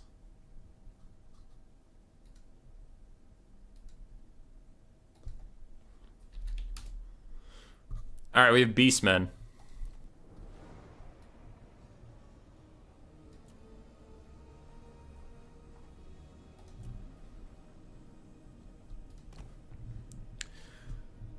Beastmen. So, Lord Skralk wrings the neck of the vampire fleet admiral with the pistols as the man is dying again, and he's like, "Where is it? Where's the trinket? The nondescript trinket?" And the man says, "The horn of yesteryear. Does that keep Aranesso Saltspite alive?" "Who?" "Some lady with sticks for legs." "Who?" "Do you have the trinket that grants you immortal life?" Oh, the Warpstone Eye. Yeah, that sounds like it. That sounds like the right one. Do you know where it is? Nah, bruh. I lost that to some Beastmen in a card game. What? Beastmen play cards? Skrull turns to his Warlock Engineer Lieutenant. The Warlock Engineer nods excitedly. Yes, my lord. Yes, I got 2 Ungors from a card game. I molded them into an Ungor ogre. It died as soon as it left the vat. Where did these beastmen go? Strangling the man. He strangled a little bit too hard. He broke his neck. And then he in the distance, he hears horns and mooing. Gather up the men. We're going hunting. And Skrulk meanders up into the woods to find himself some beastmen.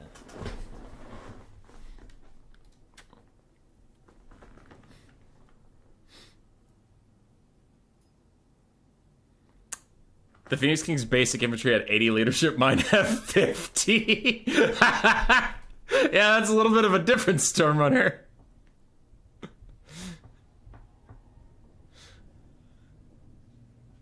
Wonder if the Beastmen had a dog head? Maybe.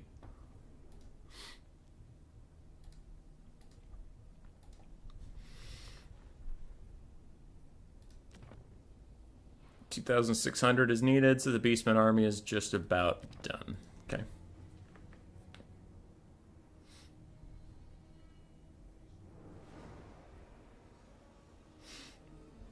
The trinket you're looking for is in another castle. I need a drink. Alright, Lamb Sauce King seems to be pretty well aware of the money limit, so I'll trust that he doesn't overspend, and I'll be right back.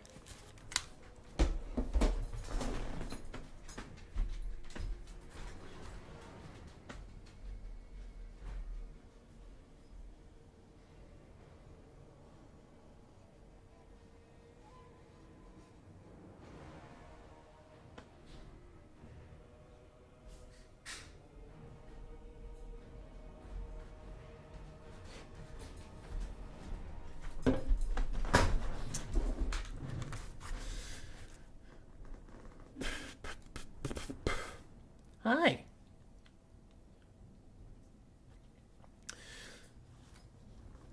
Skrulk and his lads wandering into the woods looking for the Beastmen. Following the sound of moos. Walk and walk and walk until they find a solitary cow. The cow stands there chewing on grass, little bell around its neck, casually dangling, you know, dun, dun, dun, dun, dun, dun. And as Skrulk approaches it, he notices something's not right. The cow has no eyes. Then the cow straightens up, standing on two legs, tentacles lashing around. And Skrulk looks into the face of the Chaos Spawn and says, "Fuck, fuck, it's Morgur. Spread out! Don't get too low on health, or your souls are lost to the demonic gods forever." And Morgur wanders across the open plains, raising his stick. He doesn't really roar, so raising his stick and calmly a challenge. Just kind of. His Jabberscythe's roaring though. Skaven army, you know it, you love it, you've seen it many of times. On the other side, we have 4 Ungor Spoonherds, 2 Ungor Raiders, Minotaurs, the Butchers of Kjalkengard, 4 Centaurs spread throughout various vanguard positions. We have Morgur the Shadowgave, a Traitorkin caster, and the Vargablar. I always call this ROR that because I cannot be bothered to say Vorbergland Broodmother Jabberscythe ROR in the middle of a battle. So she's the Vargablar. Rolls off the tongue.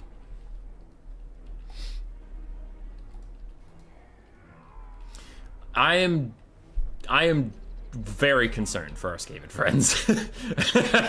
I am so concerned.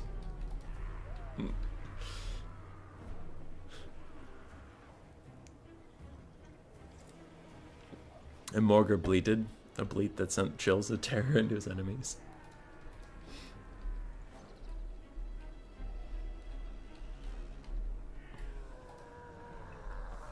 Centaurs. Just call her Glandus. That's fair. And we are off!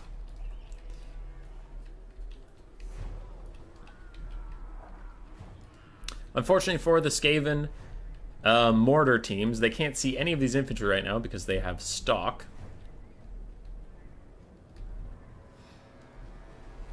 So they are just forced to sit and wait.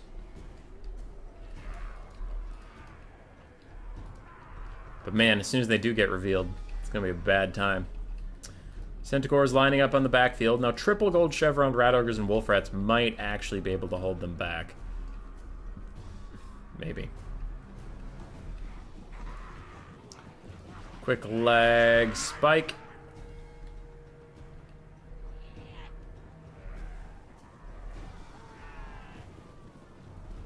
Lag Spikerino.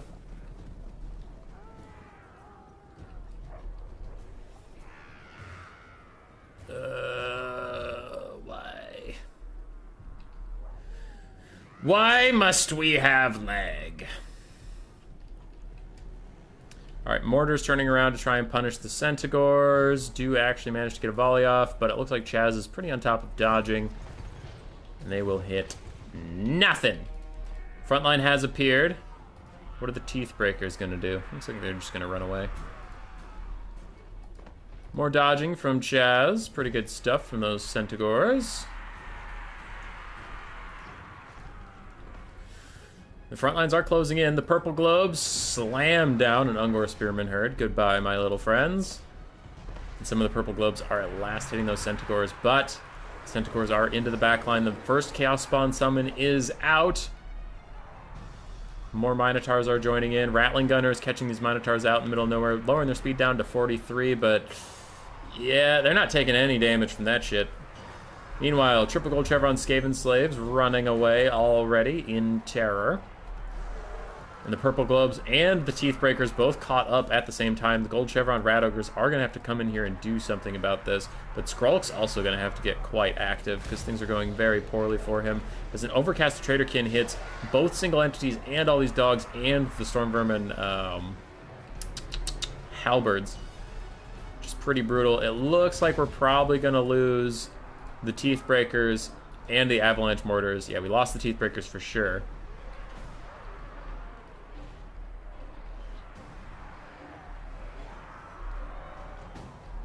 There we go.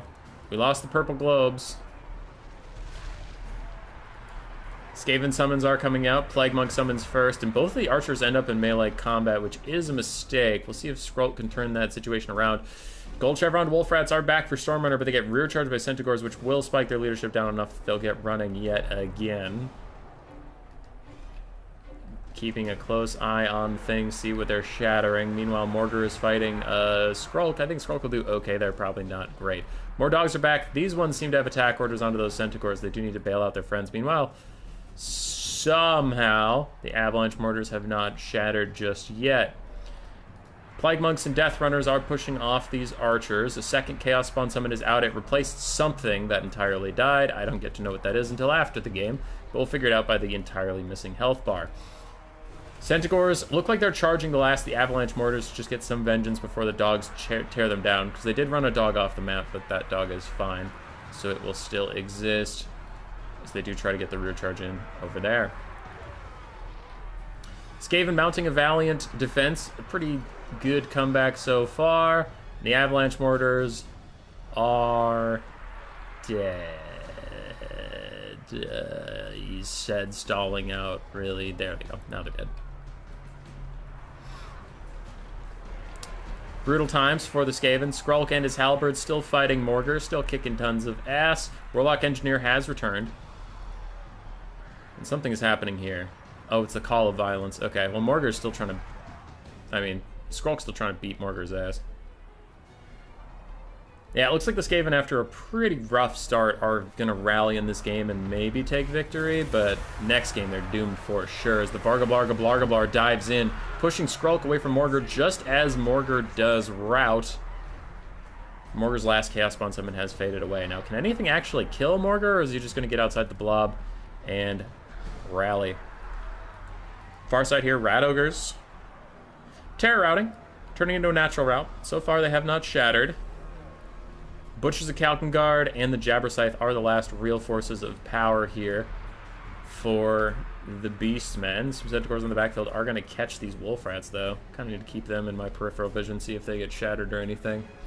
Vargablar is not enjoying her time in the Storm Vermin Halberds. Clan Rats. So Morgar just runs straight through them, and he might honestly rout them just with his efforts.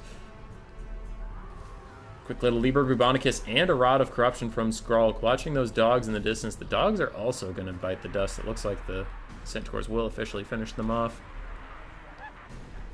Yep, goodbye dogs.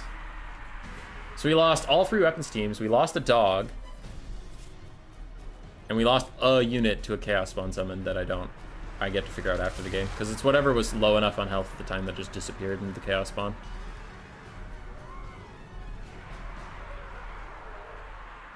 Wild that Avalanche Mortars didn't shadow there with 1 model. Yeah, they just have to die. You might have missed the Death Runner shattering. I swore I just saw them. Did they turn into... Nope, the Death Runners are right there. They're right there. Because you killed the other Death Runner, Titus. You're surprised no one cast Buna on the Teeth Breakers? Yeah, they didn't even need to. Because, like, Chaz, or Lamb Sauce King, whatever you want to call him. Chaz got rid of him, you know. He did kill them off. He didn't even need Buna. At this point, the Beastmen's hopes and dreams are dashed. These Centaurs are looking for the Death Runners that they just saw previously. Really nice Pestilent Breath, hitting those Ungor Spearman herds. And Rat Ogres are going to be fine. Mino's still running down these clan rats. Yeah, they're probably going to clean them up. Death Runners are found. Can the Centaurs actually kill them off? Because I think unless you kill them, Death Runners should be fine now chattering. Wow, these clan rats are going to negative 55. Oh, the Butchers gave up too early. The Butchers gave up too early. Oh no, the Butchers gave up too early. They almost had it. Varga Blarga Blarga Blar is also trying to snipe out our Warlock Engineer friend.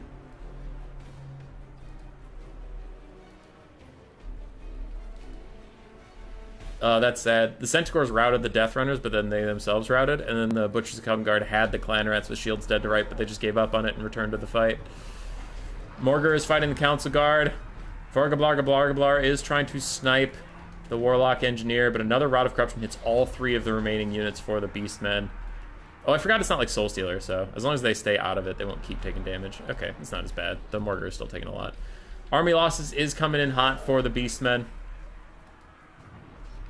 Death Runners are back. Do they rout again on their own out there and shatter? It does actually happen quite a lot, but army losses takes it.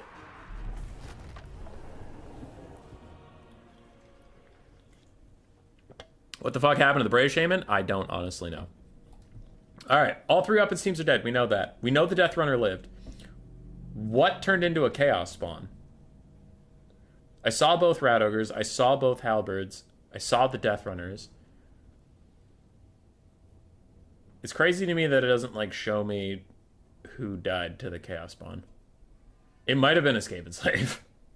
Because I know that Wolf Rat shattered. We saw it shatter. It was not the Chaos Spawn.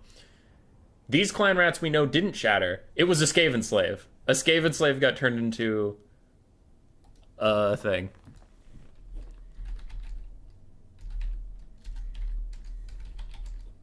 Skaven Slave gone. Wolf Rat gone. All 3 weapons teams gone. But this Clan Rat survived. We saw the Butchers of Covent Guard not finish it off.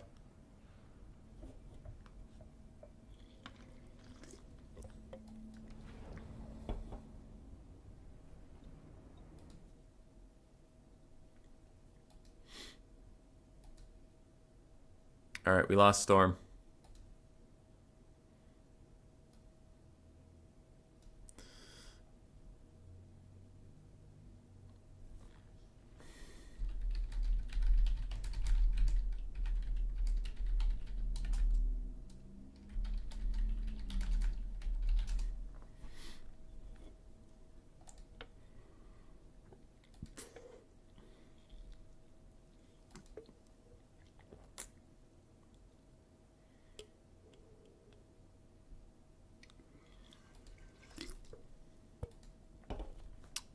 Apparently, Liber Bubonicus killed him. US Beastmen have better infantry? Yeah, their infantry are kind of bad. Their infantry are kind of real bad.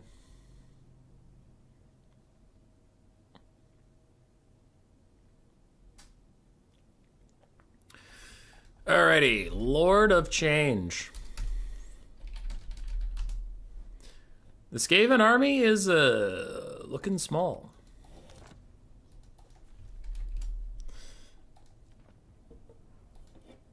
Two rat ogres, a wolf rat, some clan rats, death runner.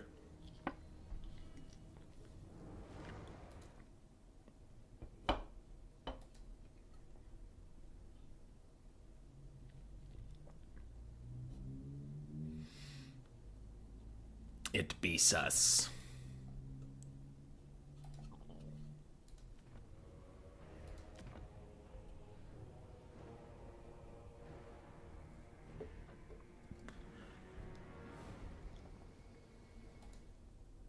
I want to take Beastmen versus help to start and use the spawn tech, but then I remember I don't know how to play Beastmen. Yeah, not knowing how to play something does kind of stop you. Can the Gladiator ban unit picks too? Not in this iteration, but we could think about it for the future.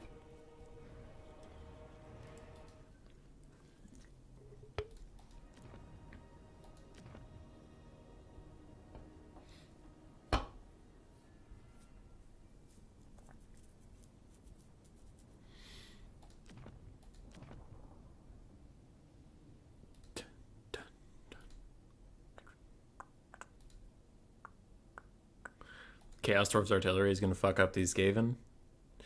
It'll be an uphill fight for sure. For sure. Oh.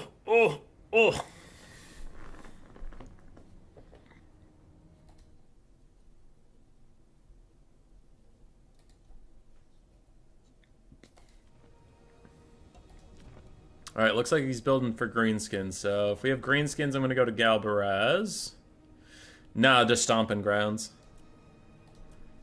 That's a pretty good greenskin map.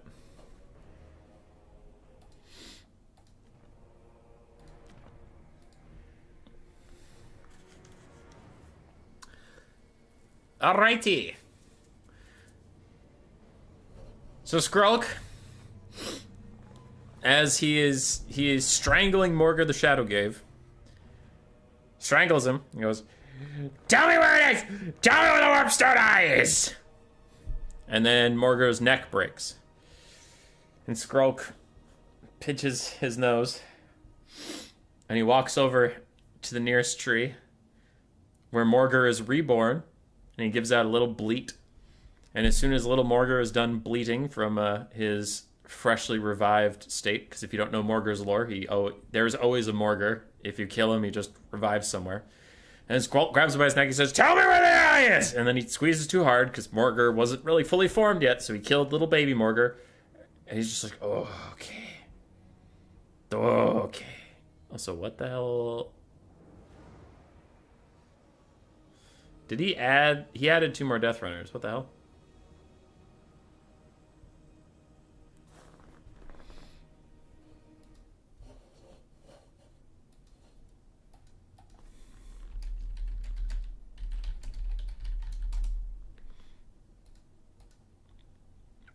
Anyway, while I figure that out, so he accidentally killed baby Morgar, and he's like, ah.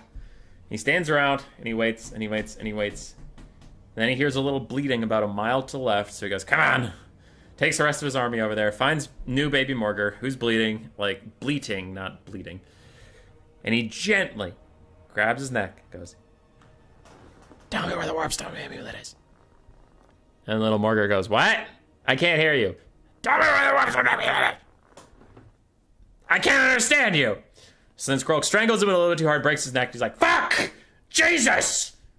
Ah! And then... sorry, I'm busy reading things.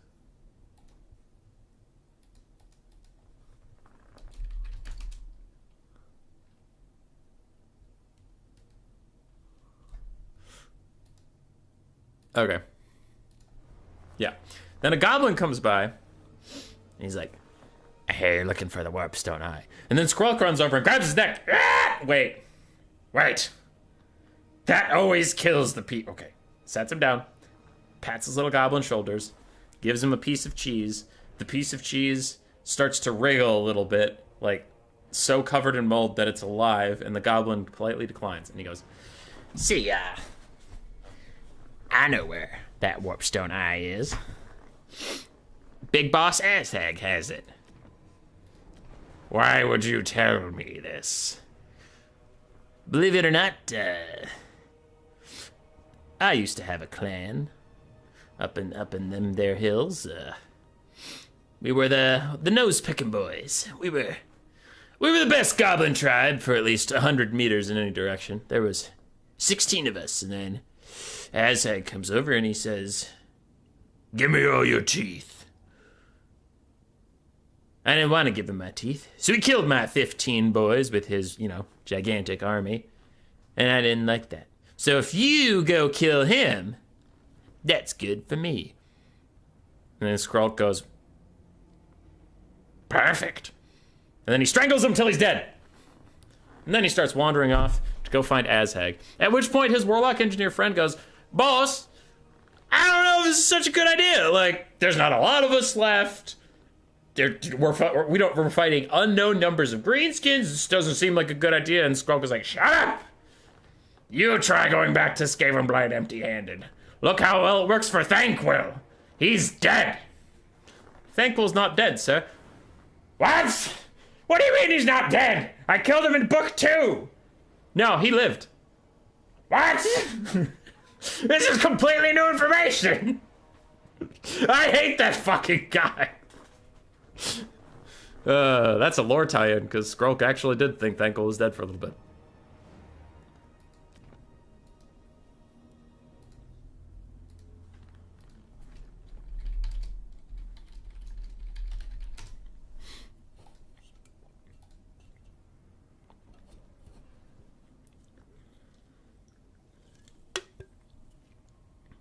Nothing smells worse than a great and clean one. That's silly.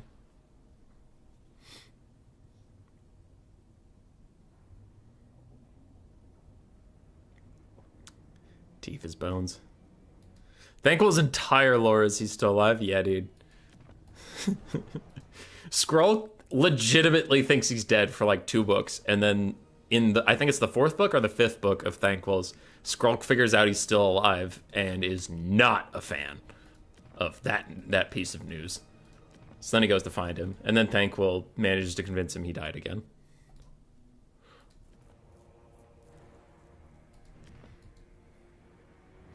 One of my favorite things about the Thanquil books, I've described this many times, but like the Skaven books are just pure fan fiction that just got the Games Workshop stamp of approval. I love how casually they throw in Legendary Lords, that in one of the books, no spoilers, but in one of the books, Queek Headtaker... Okay.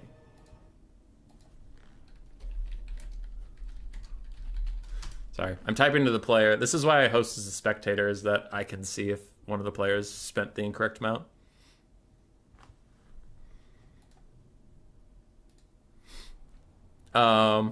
Anyway, I love how, like, legitimately 100 pages from the end of a 400-page book, Queek just shows up.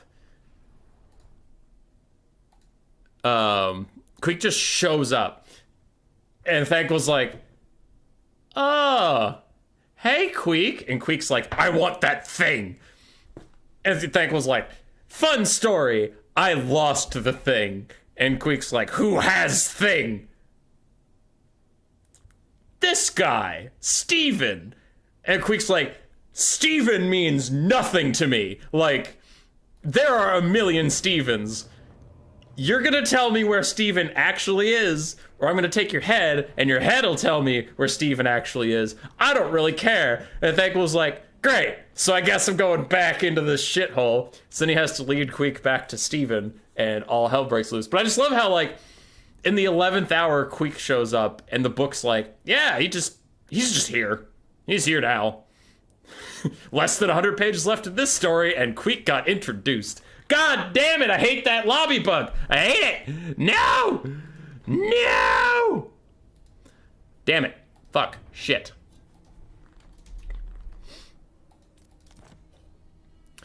You just want to play fun video games, and instead You don't get to play fun video games. You have to play dumb video games.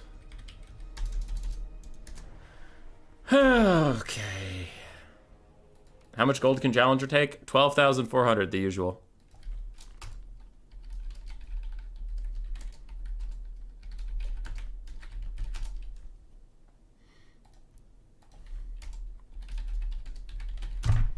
I hate that bug.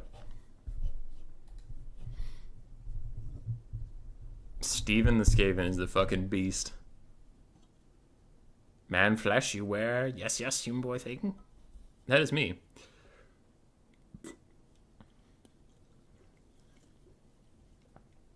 What did Queek do?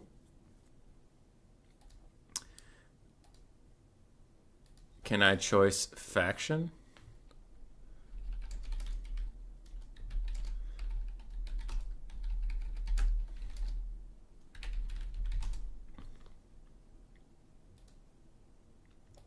Okay. Scheme was that Skaven that the Skaven that saved Skaven Blight from accidental nuking by Icket. Anyway. Yeah, Queek in that story, he if I remember correctly, there was this dwarf fortress that was under assault by Clan Moors, and Thankful showed up with Icket Claw. And Icket was being real fucking sus about what he was doing there. But Thankful was sent there to help Clan Moors take the fort. So then Thankful tried to help Clan Moors take the fort, and Clan Moors said, "No, we're not gonna help do anything." And Thankful's like, "Fuck you, help me." And they were like, "No." And Thankful said, "Fine." And he fucked over their leader, took his whole arm, and he's like, "Now I'll do things," with the help of Icket Claw. And Icket was like, yeah, sure, go do whatever, kid. And he just went back to his laboratory. And Thankful was like, "I don't like what just happened there. What's he doing?" So then Thankful goes to find out what Icket's doing. Meanwhile, the dwarves beat the shit out of the Clan Moors army. So apparently that guy that Thankful ousted from power ran to Queek and said, "Queek, he took my army and he was a big bully and he took my stuff." Queek killed his ass and came back. And, like, he finds Thankful running away because Icket Claw beat the shit out of him. Like, Thankful is poking around in his workshop, and Icket's like, "If I ever see your fucking face again, I will claw out your eyes and eat them in front of you." And he was like, "Got it," and tried to peace out. Queek finds him in a tunnel with a giant army from Clan Moors at his back, and he holds up the severed head of the chieftain Thankful ousted, and he's like, you know, "This coward meat says you took his stuff. Is true?" And Thankful's like, "Yesn't. I took his stuff past tense, but now Icket Claw has his stuff." And Queek's like, "Where's Icket?" And Thankful's like, "Way back there, but if he sees me, I'm like super dead." And Queek's like, "If you don't come with me, you're like super dead." So Thankful goes, "Ah," and follows Queek. Then they go find Icket. And then Icket pulls a pistol on Thankful. Queek thinks about killing him just for fun. And Thankful's like, "See, this is what I knew was going to happen if I came back here." So then they have like a three-way Mexican standoff, but actually both parties really just want to kill Thankful more than anything else. Because Queek has more of a professional beef with Icket at that point, where he's just like, "Icket, what are you fucking around with? Also, Thankful, I don't care about you anymore." And Icket's like, "Thankful, I'm gonna kill you. Also, Queek, fuck off." Anyway. Is that part? Yeah. Okay, for the Greenskin army that is here to stop Skrulk's search, we have 2 snotling pump wagons, the Crimson Killers, Black Orcs. Don't know why the Crimson Killers are chilling with Azhag, but it is what it is. A front line of 5 Orc Biggins, 4 Squig Herds, and then the Durskit's Squig Hoppers, the Night Goblin Squig Hoppers, ROR, 2 more pump wagons in the distance, and Azhag.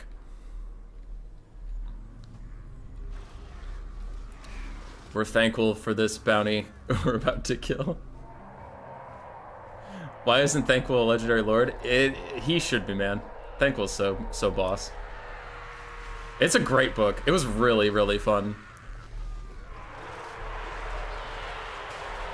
Alright, the front lines collide.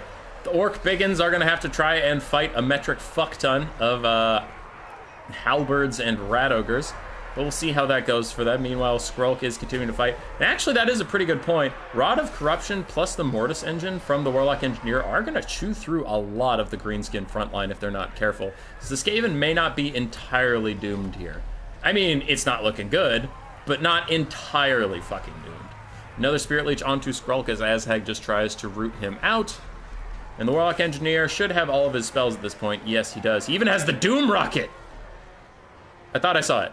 Yeah, he has the Doom Rocket. He hasn't used it yet. Maybe we'll get to see the Doom Rocket for the first time in Total War history because that shit is mega trash. The Crimson Killers get to fight Death Runners at full chevrons. Azhag dives in to make it an unfair fight, but the Crimson Killers were already kind of bossing through that shit like nobody's business. Skrulk is even going to throw out a Plague onto the Crimson Killers, and they try to run through the Death Runners to get away. It kind of works. Kinda. They're still getting eat up by it on the back line. Meanwhile, Clanvolk Tail Slashers are routing. Skaven aren't feeling so hot, boss, as a Wah comes in. Can't tell if that's the first or the second Wah, but the Crimson Killers almost entirely killed by these Death Runners. I'm sure those Death Runners are feeling pretty fine about their achievements. Second batch of Snotling Pump Wagons are now just starting to join the fight as a Scorch goes down from the Warlock Engineer. I kind of wonder if we'll get a Crack's Call or not. Crack's Call would just be, just kill them all. Crack's Call, please. Meanwhile, Wolf Rats and the pile of gold chevron Skaven are doing their best to hold back the Green Tide, and they're doing pretty good against the front line. The main thing to be concerned about is just Azhag Spirit Leeching the shit out of Lord Skrulk. That is going to be obviously very, very bad for him. And the Pump Wagons, if they don't straight up die, they can cycle charge you, or if anything routes at all, they will just chase it off. So I think this Skaven are in pretty dire straits at this moment. The Mortis Engine, the Warlock Engineer, continues to be a nuisance. Wolf Rat's already routing. And Azhag is back, probably going to Spirit Leech Skrulk again in just a second, as the Council Guard now get in a fight with the Crimson Killers, who are Crimson killing them. But their HP pool is so low that maybe the Council Guard can win it out. Skrulk has stand your ground popped. He throws down another Rod of Corruption and a Libra Bubonicus onto Azhag, who's getting worked on. Azhag has pretty low HP pool for a mounted flying character. He's down to half HP, and he's still taking more. I wonder if there's a Flensing Ruin in the tank. I mean, he has used a decent amount of spells, and Skaven don't have the best Winds of Magic regeneration, but still, like, a late-game Overcasted Flensing Ruin on Azhag could actually turn this around. The balance of power goes right back to the middle from where it was. The Council Guard continue their fight. Skrulk and his other Halberds are doing their best to hold on for now. The Warlock Engineer is trying to get back into a melee combat so he can keep Mortis engineering down things. Crimson Kill is continuing to fight the Council Guard, and these Death Runners need to return to the fight. They're just starting to move now, so maybe they will come back. Azhag's Art Armor is popped on everybody in this area. Orc Biggins holding on for now. Skrulk's going to get Spirit Leeched in just a second, guaranteed. And another Plague from Skrulk. He's not saving up for a Flensing Ruin. He ain't saving up for shit. He's going to kill these Orc Biggins. Death Runners are returning to the fight now. They'll probably charge these Orc Biggins. They'll rally in the meantime, so then these Death Runners might get a rear charge or something. We will see. Plague kills off those Orc Biggins. The other Orc Biggins are chilling, though these Storm Vermin Halberds have to be careful not to chase too far into that Plague. That does cause friendly fire damage. Warlock Engineers continuing to drain them down. The balance of power is about even. Crimson Killers charge in. Crimson Killers are going to die. Where does that leave us? How are the Snotling Pump Wagons doing? There were 4 at the start of the game, and there still are 4, but they're feeling not so great. Azhag thinks about diving in, then he opts out, Spirit Leeching Lord Skrulk to death, slowly but surely. The last 2 units of Orc Biggins are still in the fight. Skrulk is barely holding on. Standard Ground gives him melee defense and leadership. The second wall, probably the last wall you're going to get, is popped. Orc Biggins will beat the Death Runners with that little bit of help, and now the bounce power is turning pretty significantly against the Skaven, and Azhag's even going to dive in to try and finish this shit off, but he misses the Ascent. And can the Skaven snipe him out from this point? Skrulk throws out one Clan Rat Summon real quick before routing.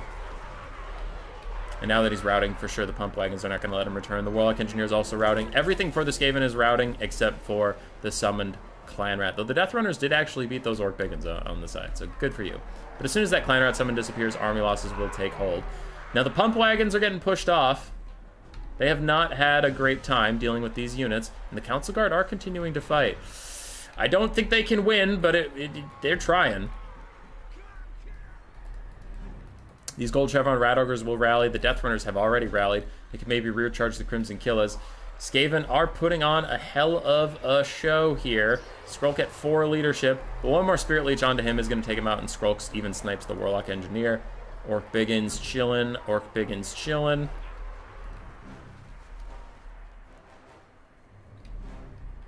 And the Death Runners are back at it again. Down to 4 models. 3. Rat Ogres have returned. And army losses will take the Skaven at this point.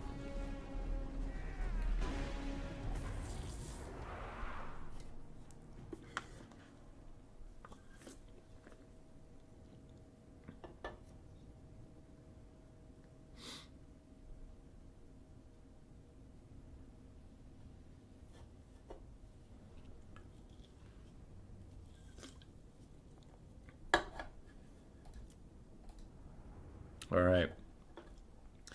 GG's. A very admirable attempt by the Skaven. They tried to hold on. It was a close game, but you don't simply walk into Azheg's house and kick him out. Belacor.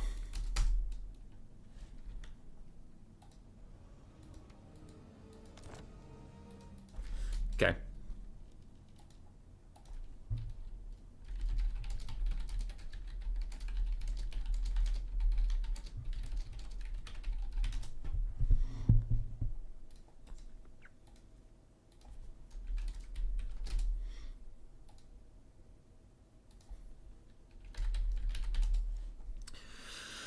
Okay, what do we got? So Lord of Change is going to be our last Gladiator for the day. We have Bellicor, Sir Groot, F and G, and then the Phoenix King. So 4 games left. If Lord of Change is still the Gladiator at that point, we will just end the stream and, they won. If they die before we get to the end, then we will also end it there. Though I suspect they should be able to beat 3 opponents. If the Phoenix King can't play a second time, then I don't think that's the biggest deal.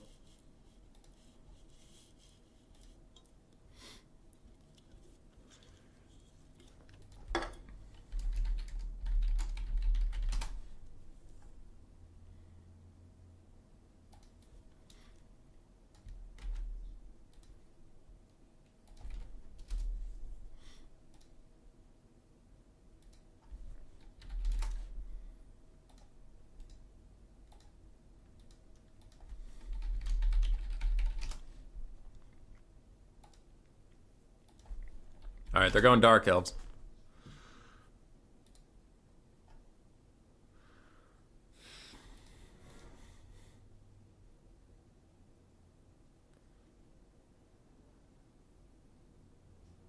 Azheg is nice, but the price makes me cringy. I am not an Azheg fan.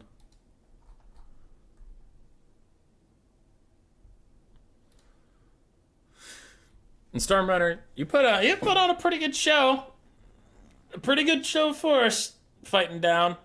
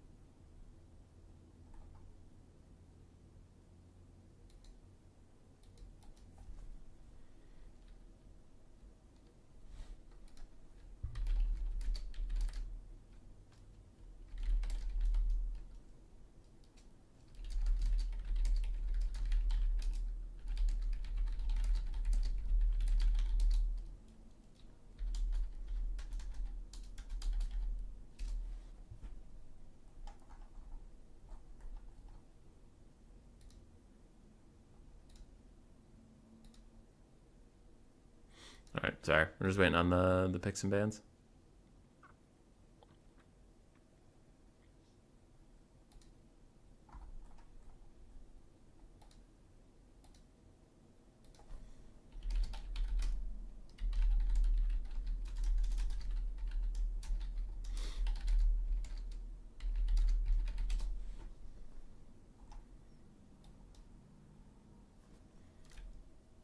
Okay. So, the bans were Ogre Kingdoms, Chaos Dwarves, Brett, Beastmen, and Lizardmen against the Dark Elves.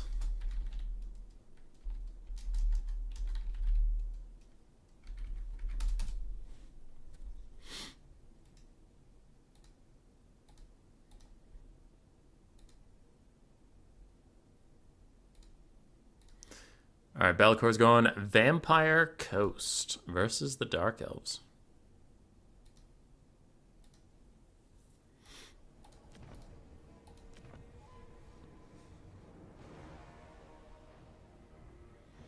Vampire Coast versus Dark Elves. I need to find another VP map.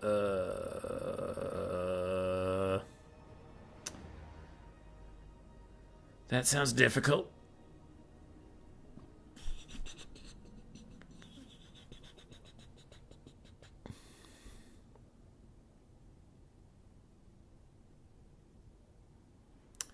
What is a good Vampire Coast-ish map?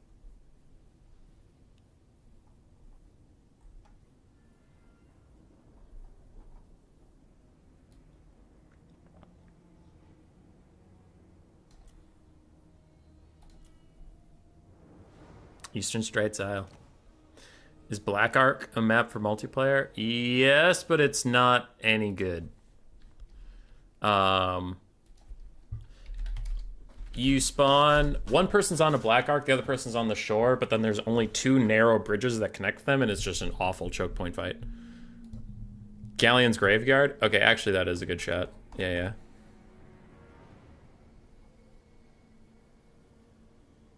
Where is it? Is in the?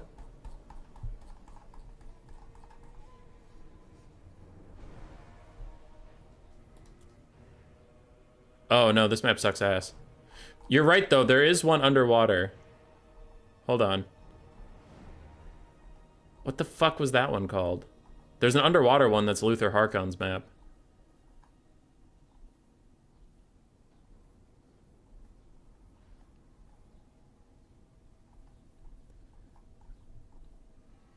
No, you spawn in the middle of that one, though. Yeah, we'll do the Galleon's Graveyard. It's fine. It's fine.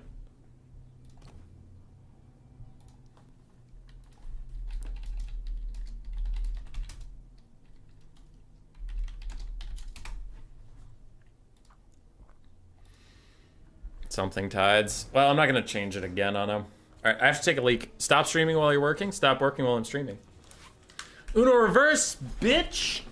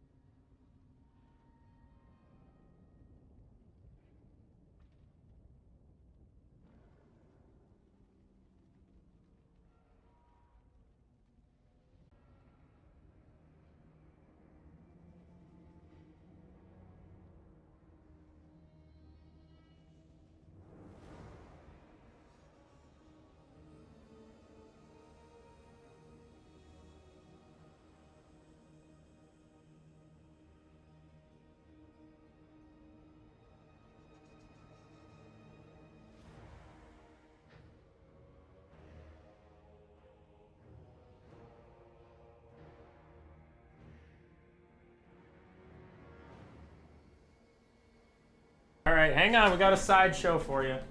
Hang on. While we wait on the Dark Elf build. Does the Dark Elves know you can take the full 15k? They should. I told them a couple times. All right. Hang on. Hazel Basil. Spin. Good spin. Up. Down. Show me your belly. Belly. Show me your belly. There's your belly. There's your little belly. There you go, buddy. What a good pup. All right, let's go to standing desk. I've been sitting for a while. It's me. Oh my god. I'm on the big screen.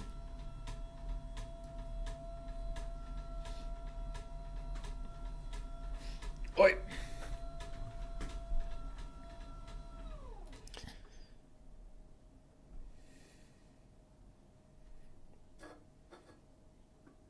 I have to pay for internet to watch, so draw too.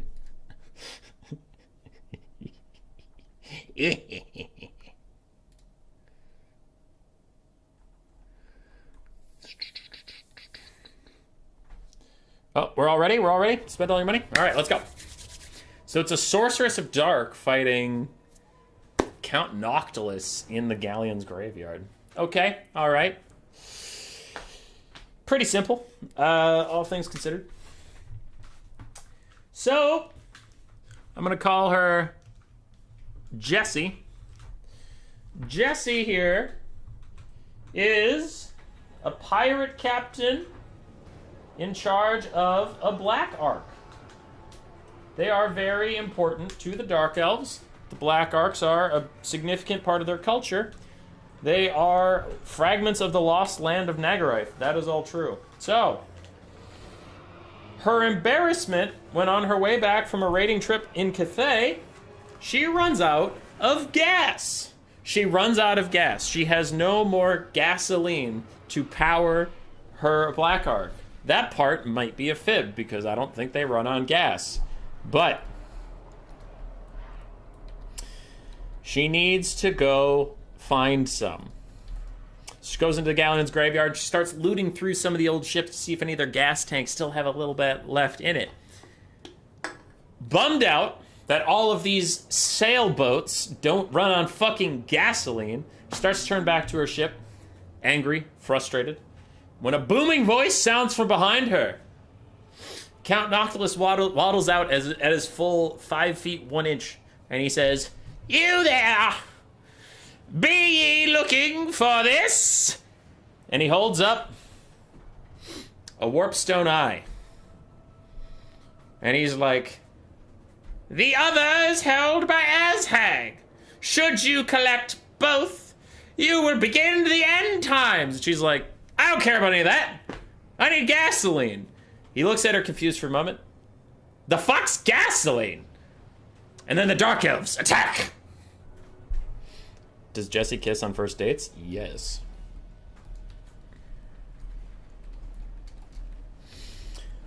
So, for Count Noctilus's army trying to defend the Galleon's Graveyard, we have Depth Guard, Zombie Pirate Pole Arms, Depth Guard, Gunnery Mobs with some pistols. We have 2 mortars, Count Noctilus himself with Pit of Shades. We have some animated Hulks, and a couple Deck Dropper Bombers with more Gunnery Mobs on the sides. Cool, cool. On the other side, for the Dark Elves, we have 2 Shades with Great Swords in the Vanguard, a Scourgerunner Chariot, Jessie, the Supreme Sorceress of Dark, with the Crows of Cain up above, Bleak Swords, Dread Spears, a Bolt Thrower, 3 Repeater Crossbow Dark Riders, and 2 more Harpies besides that.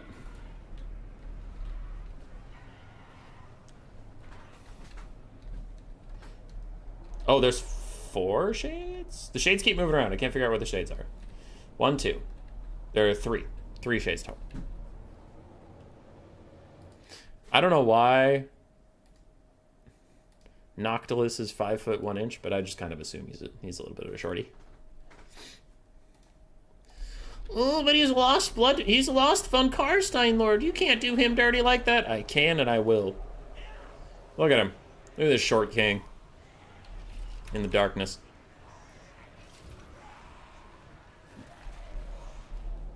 What the fuck is up with the deployment zones? I don't know. It's the Galleon's graveyard. Shit's a bitch. There are 4 shades? Where's the 4th one? Oh, you're right. Yeah. See, they're shades, so they were sneaky. I couldn't find them. Mortars are firing at bleak swords. Meanwhile, the single bolt thrower of the Dark Elves is going to try and force the coast to go do some things. Bolt throwers, can you even see? Oh, they're trying. Oh, they're trying. It's not really working out as the mortars pound into the Dark Elf lines. Jesse is still out here looking for gasoline in a fucking, you know, golden age shipyard, so not really going to have a ton of luck there. Dark Rider Peter Crossbow is going to fire at the depth guard. That is a good target for them, but they are also a good target for these handgun and pistol mobs. They'll want to be careful. They'll want to get out of here. The bomber bats are running up to go say hello, and the shades say hello right back, but thankfully, due to the elevation, they accidentally dodge a lot of the damage, and now they're going back, trying to run away, but Jessie and her harpies will chase them off, and the shades are absolutely slaughtering those. Lag spike. Did VP spend all the funds? No, I checked. I did my job for once. Mortars firing in on those bleak swords. And pistols firing straight up, baby! Straight up in the sky at the Crows of Cain. That is super funny. This terrain sucks ass, but it is funny. That's what 4 Fun streams are about. You know what? You know what? We're just out here doing our best. Living our best lives. We do have a little bit of a pew-pew duel. The Vampire Coast has already lost a bomber, essentially. I mean, it's going to keep crumbling away. The Depth Guard are moving up. They get intercepted by Jessie, who is ready to tackle them. And if they really care that much, she has a Soul Stealer. She'll be fine. Shades are going to hurt the animated Hulks. And the Coast is doing that thing again. Dang it. Kiara played in the last iteration of Gladiator, and they did this too, where they unfortunately split their targeting like a normal game. Like, the mortars should be both pounding the same infantry target, and should probably be this wounded bleak sword to push it off the map. But they're playing it like a regular game, so they're going to spread out their damage, which is smart if you're on even footing, but like this is not even footing. So I do hope that they manage to get their snipe on.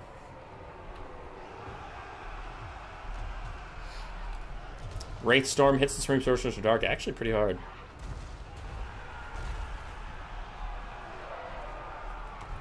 F and G, that is correct. The Dark Elves have the full funds.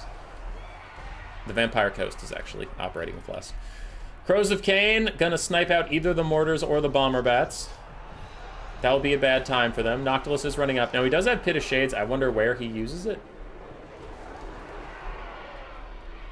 I wonder where he uses it as mortars continue to fire in. These Reaper Bolt Throwers are under attack, and artillery is generally an easy thing to actually pin down and kill. But a Pit of Shades is going on this side. I'm hoping it's Overcast at this point. Yes, it is, because he got the Overcast damage. So Pit of Shades is probably going to take us out some units, which will be very good. Dread Spear getting murked down. Harpies also getting murked. Very nice Pit of Shades. Very nice. Takes out a Harpy and a Dread Spear, I believe that was. Hang on, they should still be fleeing.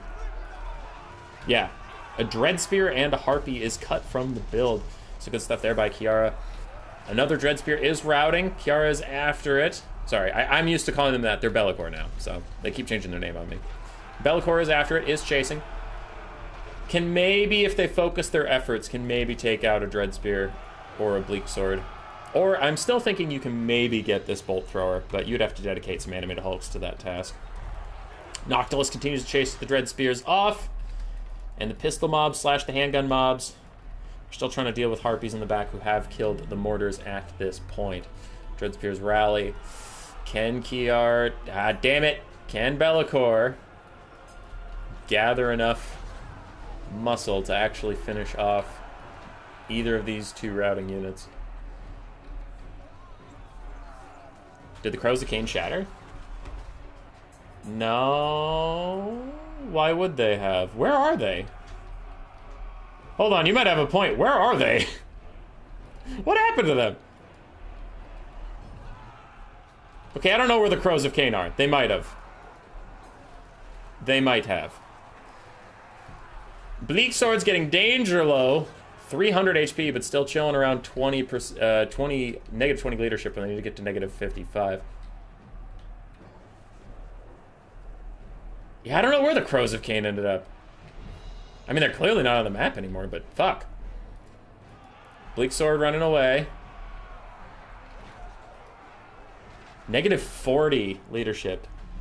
They're still technically in it. These animated Hulks are back, trying to fight the Reaper Bolt Throwers now. Can anything actually finish off these Bleak Swords, or are they gonna, for real, get away? Yeah, I don't know what happened to the Crows of Cain. That is one thing I missed.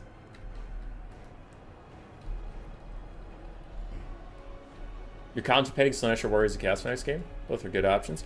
Harpy's getting peeled off in the back line again. It looks like Hard Rust Warrior might actually just be running them towards the edge of the map so that when they route, they just go off. Because those guys have routed off the map. It did not shatter, so they're fine. Also, a huge Pit of Shade caught all 3 Dark Riders in the backfield here. This is turning into a bit of a wild game to keep track of what the fuck is going on. One of the Dark Riders routes, it is going to maybe rally. And this Bleak Sword is going to maybe run off just the whole map. Yeah, that Dark Rider runs off, so they're okay. They're okay. Noctilus still trying to snipe out Dark Elf Caster. Crows of Cain got shot on the right flank. Okay. Well, we'll see about them later. For now, so far all I have seen shattered or died is a Harpy, a Dread Spear, and I think that's it, because this Bleak Sword's still alive. This Bleak Sword's still alive, and those are the other 2 I've noticed routed. Ooh, that Bleak Sword might be in for a bad time. It's getting shot by all these gunnery mobs. And Noctilus is still running around.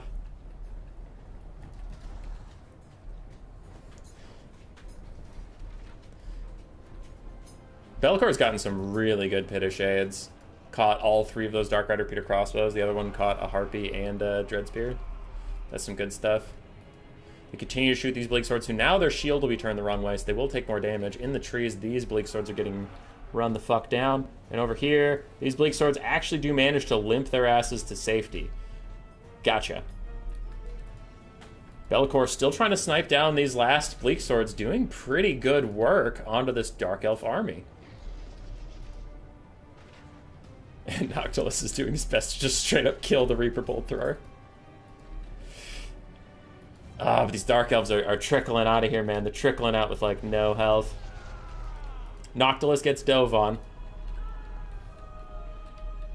Bleak Swords still running away from the animated Hulks and everything, but there's a big Pit of Shades. That's going to catch these Dread Spears and finish them off for sure. Maybe even kills that Bolt Thrower. Bleak Swords, these guys are going to run away. They're going to be fine. Those Dread Spears getting nuked down. What is going on with the Dark Elf leadership right now? Nothing will shatter. Nothing will shatter. What the fuck? 48 HP on the Reaper Bolt Thrower. They're like, yeah, we're good. We're chilling. They're chilling. There we go. They shattered. Bolt Thrower is gone. Bleak Swords vibing.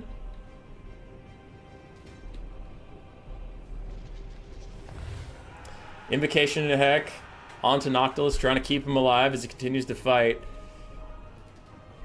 But yeah, the Dark Elves, like, Bellicor did a great job, and I don't want to undercut their achievements, but the Dark Elves had like 5 units, even 6, because I can see 5 right now. There was like 6 units shattered. We saw that Dread Spear. There was like 6 units that got off the map, though. So we have lost 2 Dread Spears, a Harpy, the Bolt Thrower, 3 Dread Spears. Because there was the Dread Spear that got caught in these woods. There was the Dread Spear just there, and there was the Dread Spear in the Pit of Shades. No, it's that one. Oh, okay. So 2 Dread Spears, a Harpy, the Reaper Bolt Thrower, and am I missing anything else?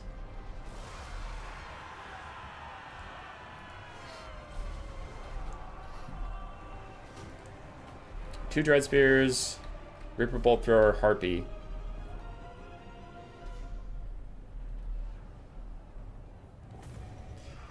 We'll see if the Crows of Cain actually, like, died. No, they got I think they just got routed off with enough models, because there's no way they shattered with that high of model count. I mean, maybe. I can check, but Bolt Thrower for sure. 2 Dread Spears for sure. Did a Bleak Sword shatter? I don't think they did. GG, though. GG.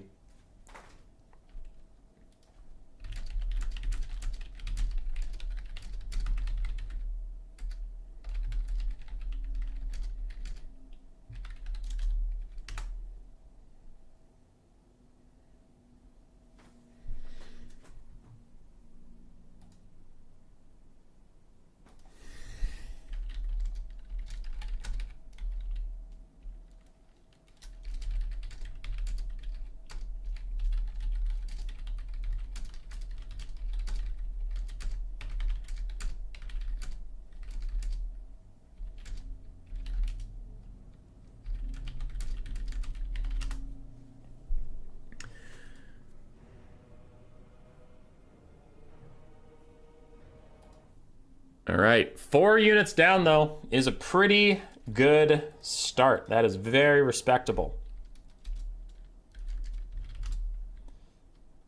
That is very respectable. For Sir Groot.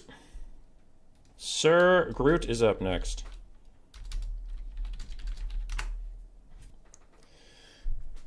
Bans are pinned.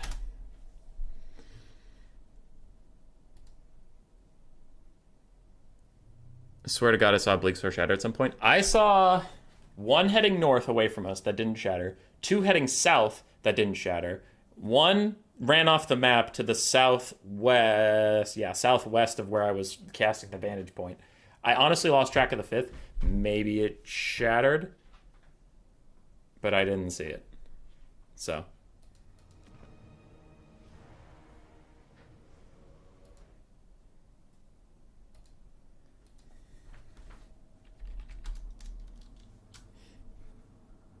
All right, I was about to type to Lord Exchange that they can spend their chevrons on other stuff, but they seem to know that. Am I missing something? Why are we tracking routes and chatters? Little old Brian, that is this format. This format is the player, like, take King of the Hill, and the player on the hill gets a bigger army with more money, but that's it. That's the army they get. And when a unit dies or shatters, it's cut from the build forever. And then they can spend the money like this. So the people that survive the battle get more and more elite, but your army gets shrunk and shrunk and shrunk and shrunk. And there's a story that goes along with it. So this lady, she's on a black arc that's drifting at sea with no power left. And she stopped in the Galleons of Graveyard to try to find some ship parts to get her back moving, which we'll get to in a second. And in there, Count Noctilus gave her some shit, and she said, "Fuck you!" and fought Count Noctilus, beat him up, and now we will continue the story. So, I just need to know... I need to know Sir Groot's I need to know Sir Groot's faction so I can quickly think up the story. Okay, we're going with Slaanesh officially. Cool. So, Slaanesh. There's like a Fields of Slaughter or something, right? There's a Slaanesh map that's not that bad.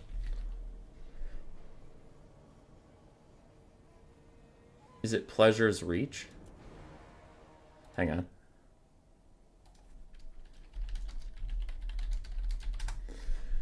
There's a map in the tournament map pool that's Slaanesh, and that one, so I know that one's not dog shit. It's Pleasure's Reach. Okay.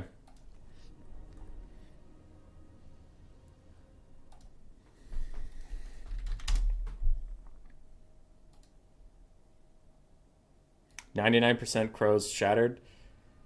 Effigy, you might be right, but I fucked up. I didn't see it, and I'm just gonna let it go, personally. Unless I can back up and see it. So there are the crows.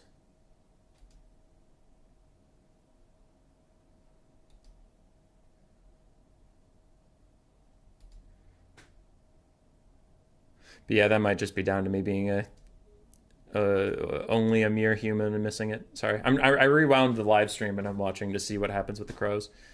They're on the back line harassing, and then I see that huge pit of shade that Bellicor got and got 2 units.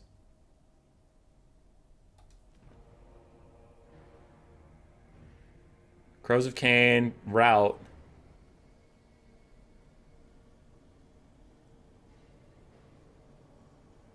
Oh.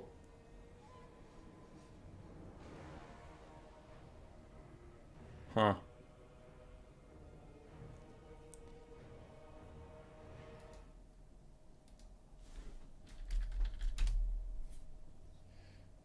Okay. Hold on, I'll ask.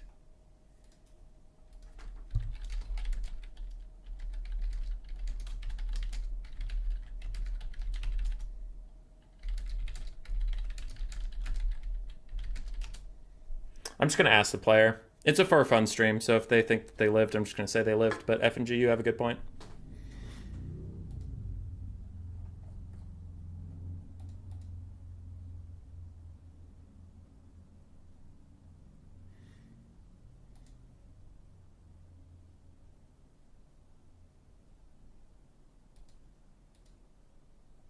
Anyway, I digress. Continuing on with nope, they just messaged me. Hold on, everybody, hold on.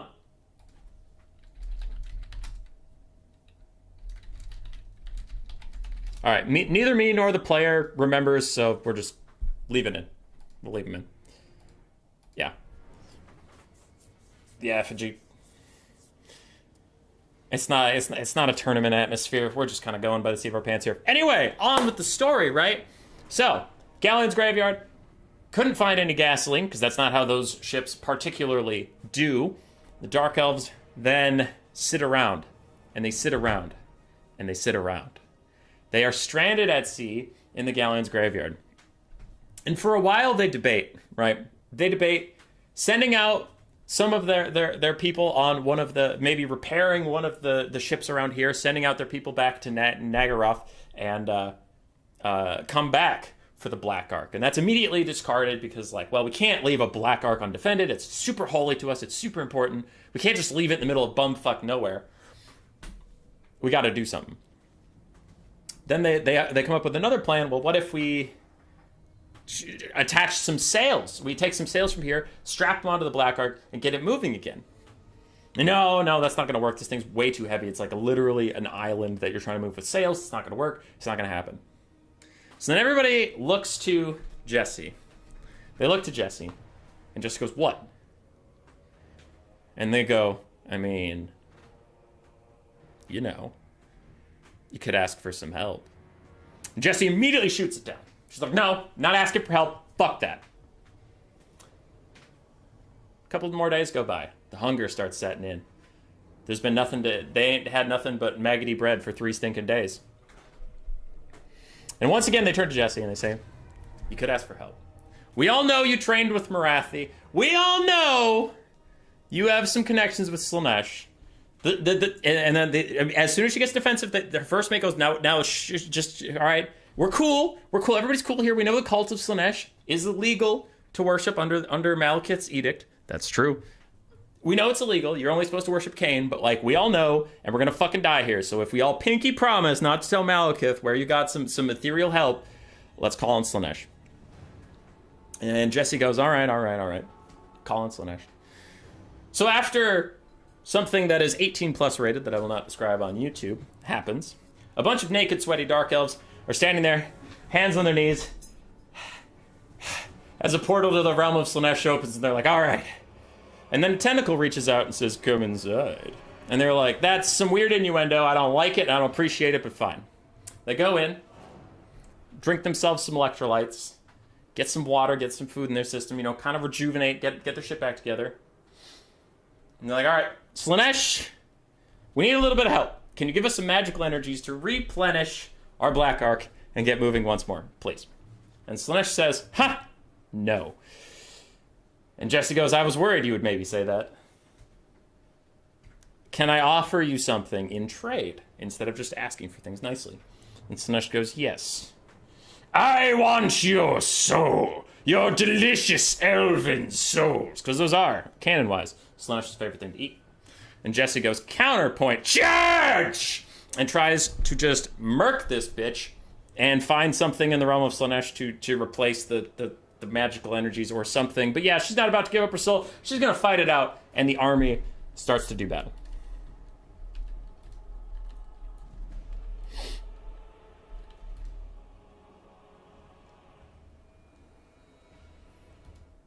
Dark Elf leadership was BS in that battle.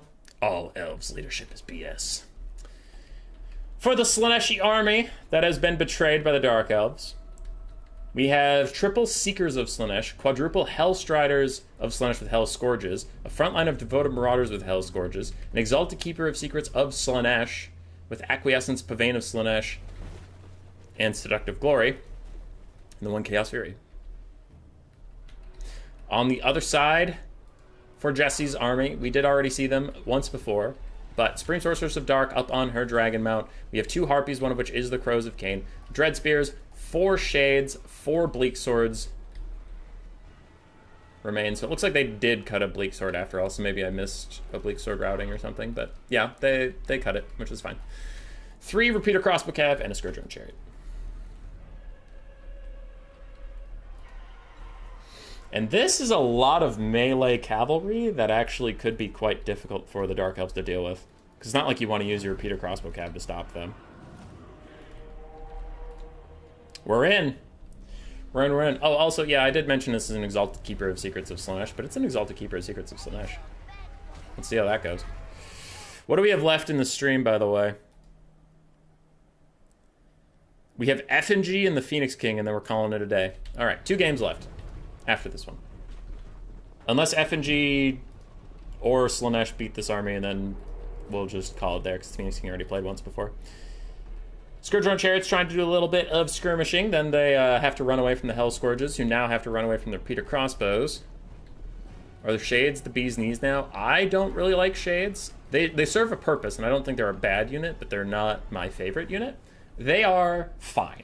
I think if they didn't get buffs or nerfs in the next patch, that would be the correct course of action. I think Shades are balanced. Balanced.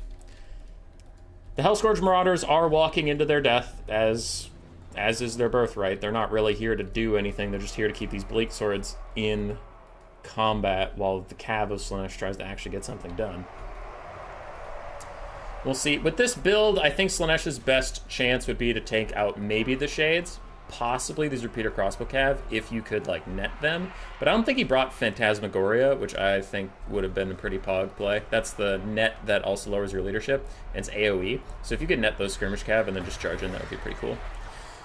Hell Scourges charging into the Shades. They get rear charged by some Harpies. The Exalted Keeper of Secrets is getting worked on and is now starting to run away. A Breath Attack's also going to chase her, but it tried to get canceled. Acquiescence was cast up there. Shades are also getting attacked by more Hell Scourges. Furies and Seekers charging in. The Soul Stealer trying to get that Exalted Keeper of Secrets even further down, but the Pavane of Slaanesh is cast onto these Shades with greatswords, and their health is going quite low. And more Hell Scourges are getting in here. I do have to watch very carefully, as Slaanesh games tend to go rather quickly. These Shades routed, but their leadership's still at 0 while routing and still under attack, so I extremely doubt they are going to shatter. They'll probably have to be killed outright. More Dark Elves fighting. Bleak Swords are starting to rout, but the Seekers are getting disintegrated away.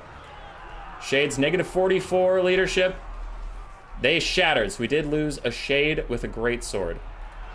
Exalted Keeper of Secrets is still trying to run for their lives, still trying to stay in the fight a little bit, and more Slaaneshis are trying to kill off these Bleak Swords and Shades. That would be a pretty good catch. To get 2 Shades and a Bleak Sword out of this game would be rather good. Can they actually finish them off? Slaanesh is kind of running around in circles right now, looking elsewhere for anything routing. Not really. This pocket probably is your last chance to get some great value in. They are doing their best. I do want to see this Exalted Keeper of Secrets charge in here just to get some healing off of being near things that are already routing. And man, they are just not taking a lot of damage as Slaanesh tends to run around in circles with them. But ooh, big catch on the far side. Dark Rider Repeater Crossbows getting caught up in these Slaanesh Cav, and they're so squishy that they will probably die rather swiftly. I'm still closely watching these Shades and Bleak Swords, trying to keep everything in a field of view. Something is getting cast onto somebody. These Shades get the Pavane of Slaanesh, going to rampage them and do some good damage. Those Repeater Crossbows in the distance are dead. Jed, finish him off, Hellstriders. Come on. Come on now, finish him off. There we go. We have lost a Dark Rider Repeater Crossbow. We have lost a Shade. Another Bleak Sword is getting taken down. Slowly but surely. We are going to have to just, like, outright kill them at this point. So we have 2 Shades and a Bleak Sword in here that could die. We lost a Bleak Sword. We've lost a Bleak Sword, a Shade, a Repeater Crossbow. Can 2 more Shades die before Slaanesh gets army lost? Can they? Can they? The world holds its breath Another acquiescence. The shade is gone. The last shade that is going to rout this game. Balance of power is getting danger low for Slaanesh, but they're still trying to kill off these last 8 shades. Just barely hanging on to their leadership. Negative 45, 72 HP. But they're holding, and Slaanesh is about to army loss. Can they get that shade? Can they? They're trying. They're dividing their attentions between the Bleak Swords. They need to just get this shade. Five models. 57 HP, 44 HP. They're still fighting. Army losses takes them, but the shade shatters at the last possible second. The shade is gone. They even cast an army ability on this other Bleak Sword to try and take him down, but it is too late for that. We lost 3 we lost 3 shades, a Bleak Sword, and a Dark Rider repeater crossbow. Whew.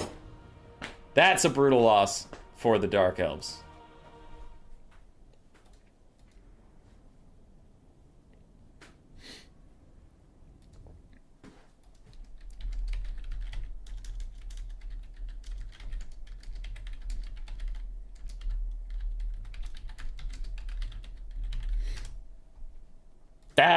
That's a good snipe. That's a good snipe. This Dark Elf army is getting real small real fast. 2 games left unless F&G wins it now.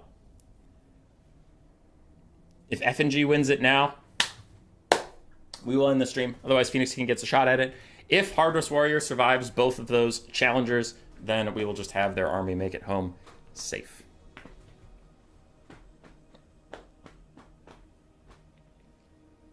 Groots, you did great.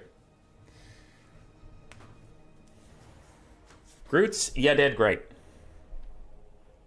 I'm going to boot you, not to be a meanie pants, but I just wanted to make room for F and G.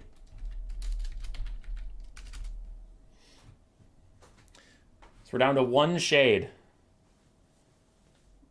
3 Bleak Swords. 2 repeater crossbows. That's a small army. Lose it, Effigy, I want to play. You want to get revenge on the Dark Elves for existing.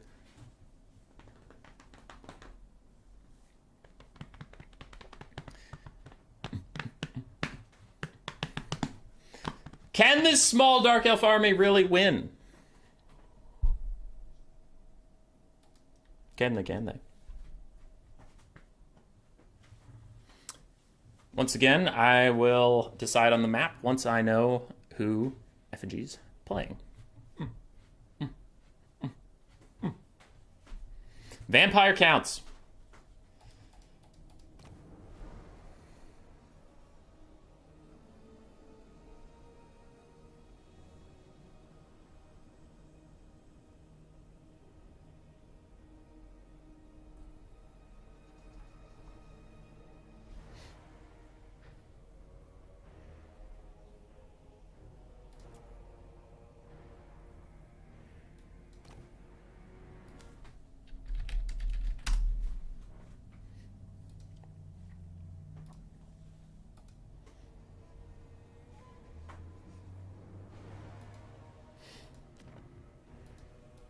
Make it a small map. Cairn Woods is pretty small. Cairn Woods is pretty small.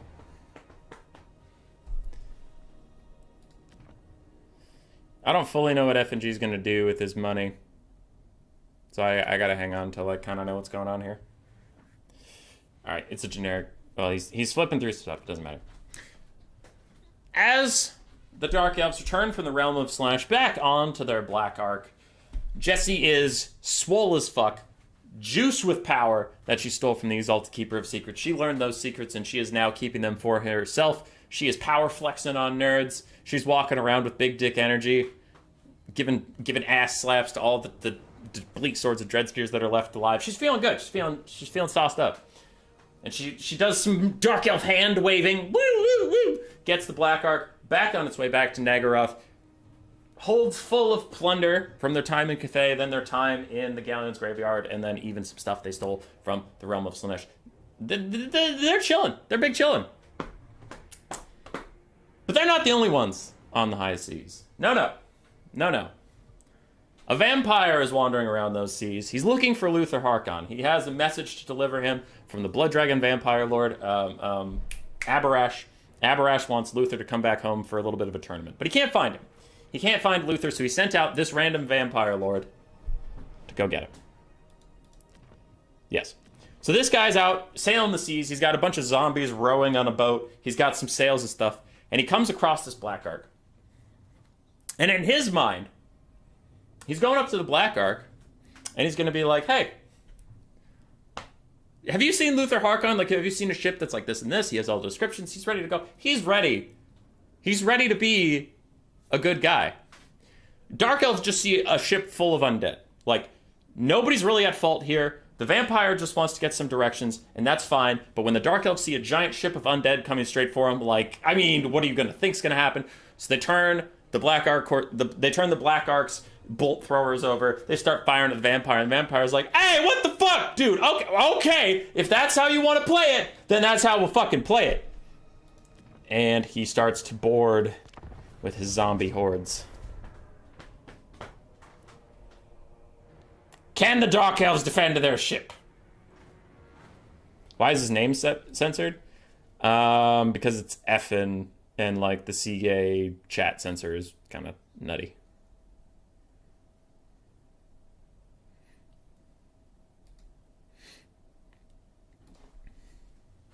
Can the Dark Elves hold? Probably not 2 more games. Maybe this one. Though I will say it's probably an uphill fight.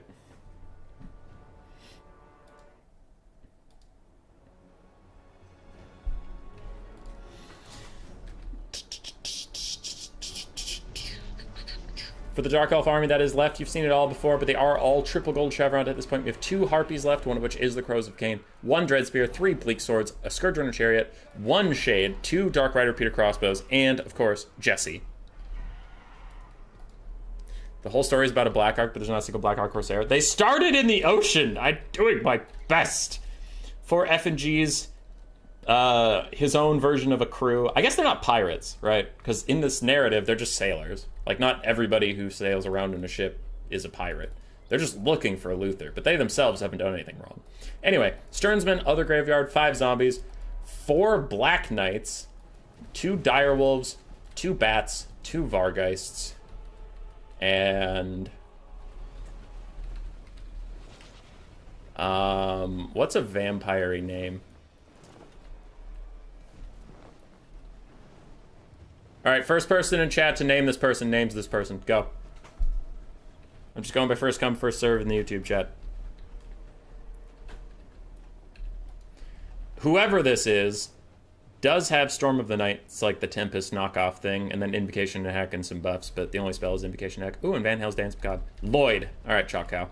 This is Lloyd von Karstein. Also, I love how he picked a von Karstein Vampire Lord, because I was trying to think of a reason that vampires would be out on the ocean, so I had someone going from Aberash to find Luther Harkon, because Luther Harkon's a blood dragon. But it's funny that he ends up being a von Karstein. So Aberash, for some reason, turns to a von Karstein and goes, hey, go find one of my lost kids. And Lloyd's just like, all right. Jaquel. Rudiger is really good. Lloyd was first, but Vladimir? There's already a Vlad von Karstein. He doesn't ride a flying horse.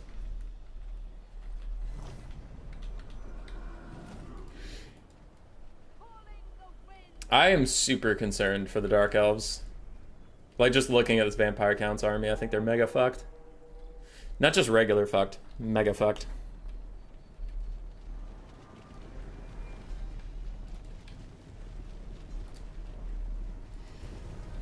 Scourge Runner's taking some shots as the Vampire Counts advance. This is kind of a Dark Elf looking little thing here. Okay, it's pseudo-thematic. Jimmy von Karstein.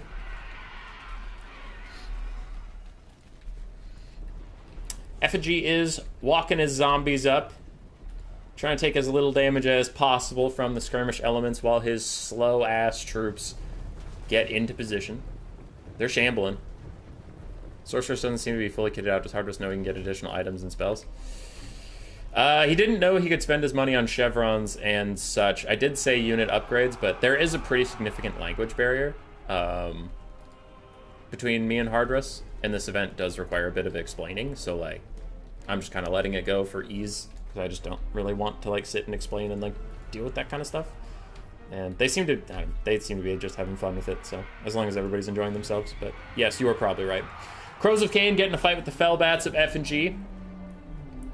On the far side, they'll probably beat those Fellbats, but the rear charge from the Black Knights coming in, those Crows are going to have a bad time. First Storm of the Night is out. It does slow down the Supreme Sorceress, who does pop her Opal Amulet to keep herself safe a little bit, and starts to land. Nice play from her overall. Scourge Chariot and the Crows of Cain are beset on all sides. Let's see how well they can survive that otherwise. Meanwhile, some of the repeater crossbows are firing at the Vargheists before the Vargheists just dive right in onto them. And this could be a hard one for the Dark Elves to get out of. More of their repeater crossbows are caught. But this Soul Stealer is going to hit 2 Vargheists and the Lord. That's a pretty good Soul Stealer. And the triple gold chevron frontline is not to be fucked around with, as these Dread Spears murk down the Black Knights and these dogs. Crows of Cain are routed, but they aren't shattered. I do have to keep track of that in case the Dark Elves win, so pardon me 1 second. Crows of Cain shatter. Gone. Got it. Crows of Cain are gone. Dark Rider, repeater crossbows, retreating for now. Their other friends will also retreat for now. And the Black Knights are harassing the Scourge Chariots. So for the Dark Elves, most of their ranged is already pushed off. But their front line is performing actually fantastically. I guess with all the triple gold chevrons, you're not that shocked. But one of the Bleak Swords is going to rout, but the others are just holding their own. They're still doing well. Scourge Runners continue to kite a bit. And Jessie herself, still a powerful force, trying to finish off one of the more wounded Vargheists and even the Fellbats. There is no Necromancer on a Corpse Cart to passively heal stuff. There's no Mortis Engine to passively heal stuff. So these things will actually suffer quite a bit of crumbling damage. Meanwhile, Repeater Crossbow Cav are going to rally. Their flag is nowhere near where their main unit is, and they're actually chilling pretty good. Bleak Sword's going to rout off. Repeater Crossbow's still routing. Scourge Runners are continuing to kite around. And how are we doing on the Vampire Count side? That Vargheist is essentially dead. That Black Knight's essentially dead. So we have some infantry, a very wounded Vargheist, and 2 healthy Black Knights, plus, of course, the Von Karstein Lord himself. Bleak Swords are routing. The last Harpies are routing. I'm watching to see if anything shatters off, per se. Ooh, but those Repeater Crossbow Cav are going to get caught by Black Knights some more. It's getting a little spooky. A quick Storm of the Night is going to slow down the Crows of Cain for now. Fellbats continuing to chase these Repeater Crossbows around. The other Repeater Crossbows trying to get away from the Black Knights. Looks like they're actually able to do so. Big Soul Stealer hits like 5 fucking units. Nice job for you, Supreme Sorceress of Dark. And that Repeater Crossbow lives. They live. Now they routed, right? So they're not on the battlefield right now, but if we go to another game, they will still be in the army. Black Knights are trying to chase down these little gold chevron Bleak Swords. Other Bleak Swords are routing. Shades are routing. And slowly but surely, Jessie is falling behind on the times. The regular Harpies are back. These are not the Crows of Cain, so they will not be regenerating. And Scourge Runners are taking their day out on the poor Von Karstein Lord. Meanwhile, a big breath attack hits all those undead, doing a lot of damage. And the Black Knights are back on the chase against those Bleak Swords. Other Bleak Swords getting chewed down by the Graveguard. Invocation of Nehek, it looks like. No, Power of Darkness onto the Scourge Runner Chariots, just offing some of her own sailors. Jessie is not fucking around. I have backed up to this place so I can see what is going on with the overall battlefield as these Bleak Swords continue to hang on to life. These guys are all trying to rout off the map. Shades are also trying to rout off the map, but I don't think they're going to be able to make it. We did lose a Bleak Sword over there. That Bleak Sword shattered. I saw it at the last possible second. The Harpies and the Repeater Crossbows got off the map. The Scourge Runner Chariot probably will not. Shades also probably will not. Yep, Shades are gone. So if the Dark Elves win this, it looks like they will have 2 Repeater Crossbow Cav and whatever is left on your screen right now. As the Scourge Runners will also go off the map. Yep, they're going to go off the map. All the Skirmish Cav technically lives to fight another day. If the Dark Elves themselves even do, though it is looking unlikely. We have Graveguard, we have Black Knights, and a Von Karstein Lord. But we have seen Supreme Sorceresses / Malekith put on some serious carry pants before. Maybe they can do so again as these Dread Spears, these Bleak Swords are going to fight till last man. And they are gone.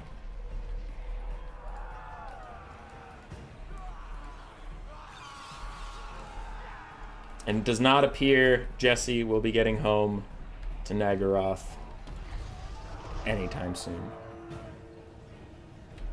as the last of her support leaves her. We have Graveguard here somewhere. There they are. So a healthy-ish, yeah, pretty healthy Graveguard. Very healthy Stearnsman. Healthy Black Knight. Wounded Vargeist, wounded Von Karstein Lord, and a bunch of zombies versus just a Dark Elf Supreme Sorceress. That is a no-go.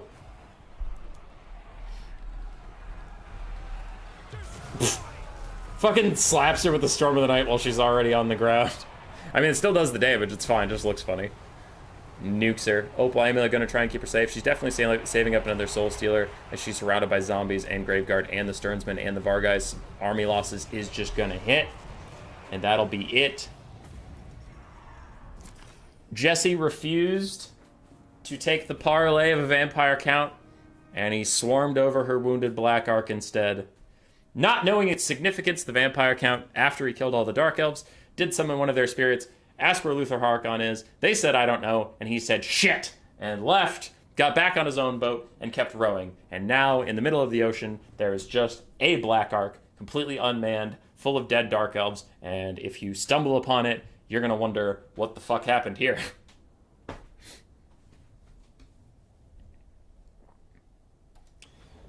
GG, everybody. Thanks to everybody who played. Thanks to everyone who watched. I do like Gladiator a lot. It is one of my favorite formats. It is one of my favorite formats. I enjoy it quite a bit just for a little bit of mixing it up. You know, we cast super serious tournaments all the time. We play in super serious tournaments all the time. This adds a little bit more of that gamesmanship back into this video game. Tomorrow, 4 hours from now, but tomorrow, we will have Friday Night Fights, Cool Umbrella's Land Battle Tournament in the NA time zone. That'll be fun. Saturday, we have the Faction War finale. Don't miss that. It has been over a month in the making because of scheduling conflicts. Sunday, we have a best of 5 between Handedens and Blood Penguin in a semifinal of the BBB Season 1 tournament that has a huge prize pool. Monday night, we have a new player event that is in the NA friendly hours, and Wednesday midday, we have a new player tournament that is friendly to the EU hours. In 7 days, we have 6 streams. You know where to be, right here at this channel. If you want notifications for when those things happen, you need to subscribe. You need to hit the bell dingy thing. You need to never leave your computer, ever. Ever, ever, ever, ever. If you do, for some reason, miss those streams, you are no longer my friend. You might as well unsubscribe, because I hate you. All right? All right. If I don't see 5,570 people at the next stream, I'm going to be pissed. Goodbye.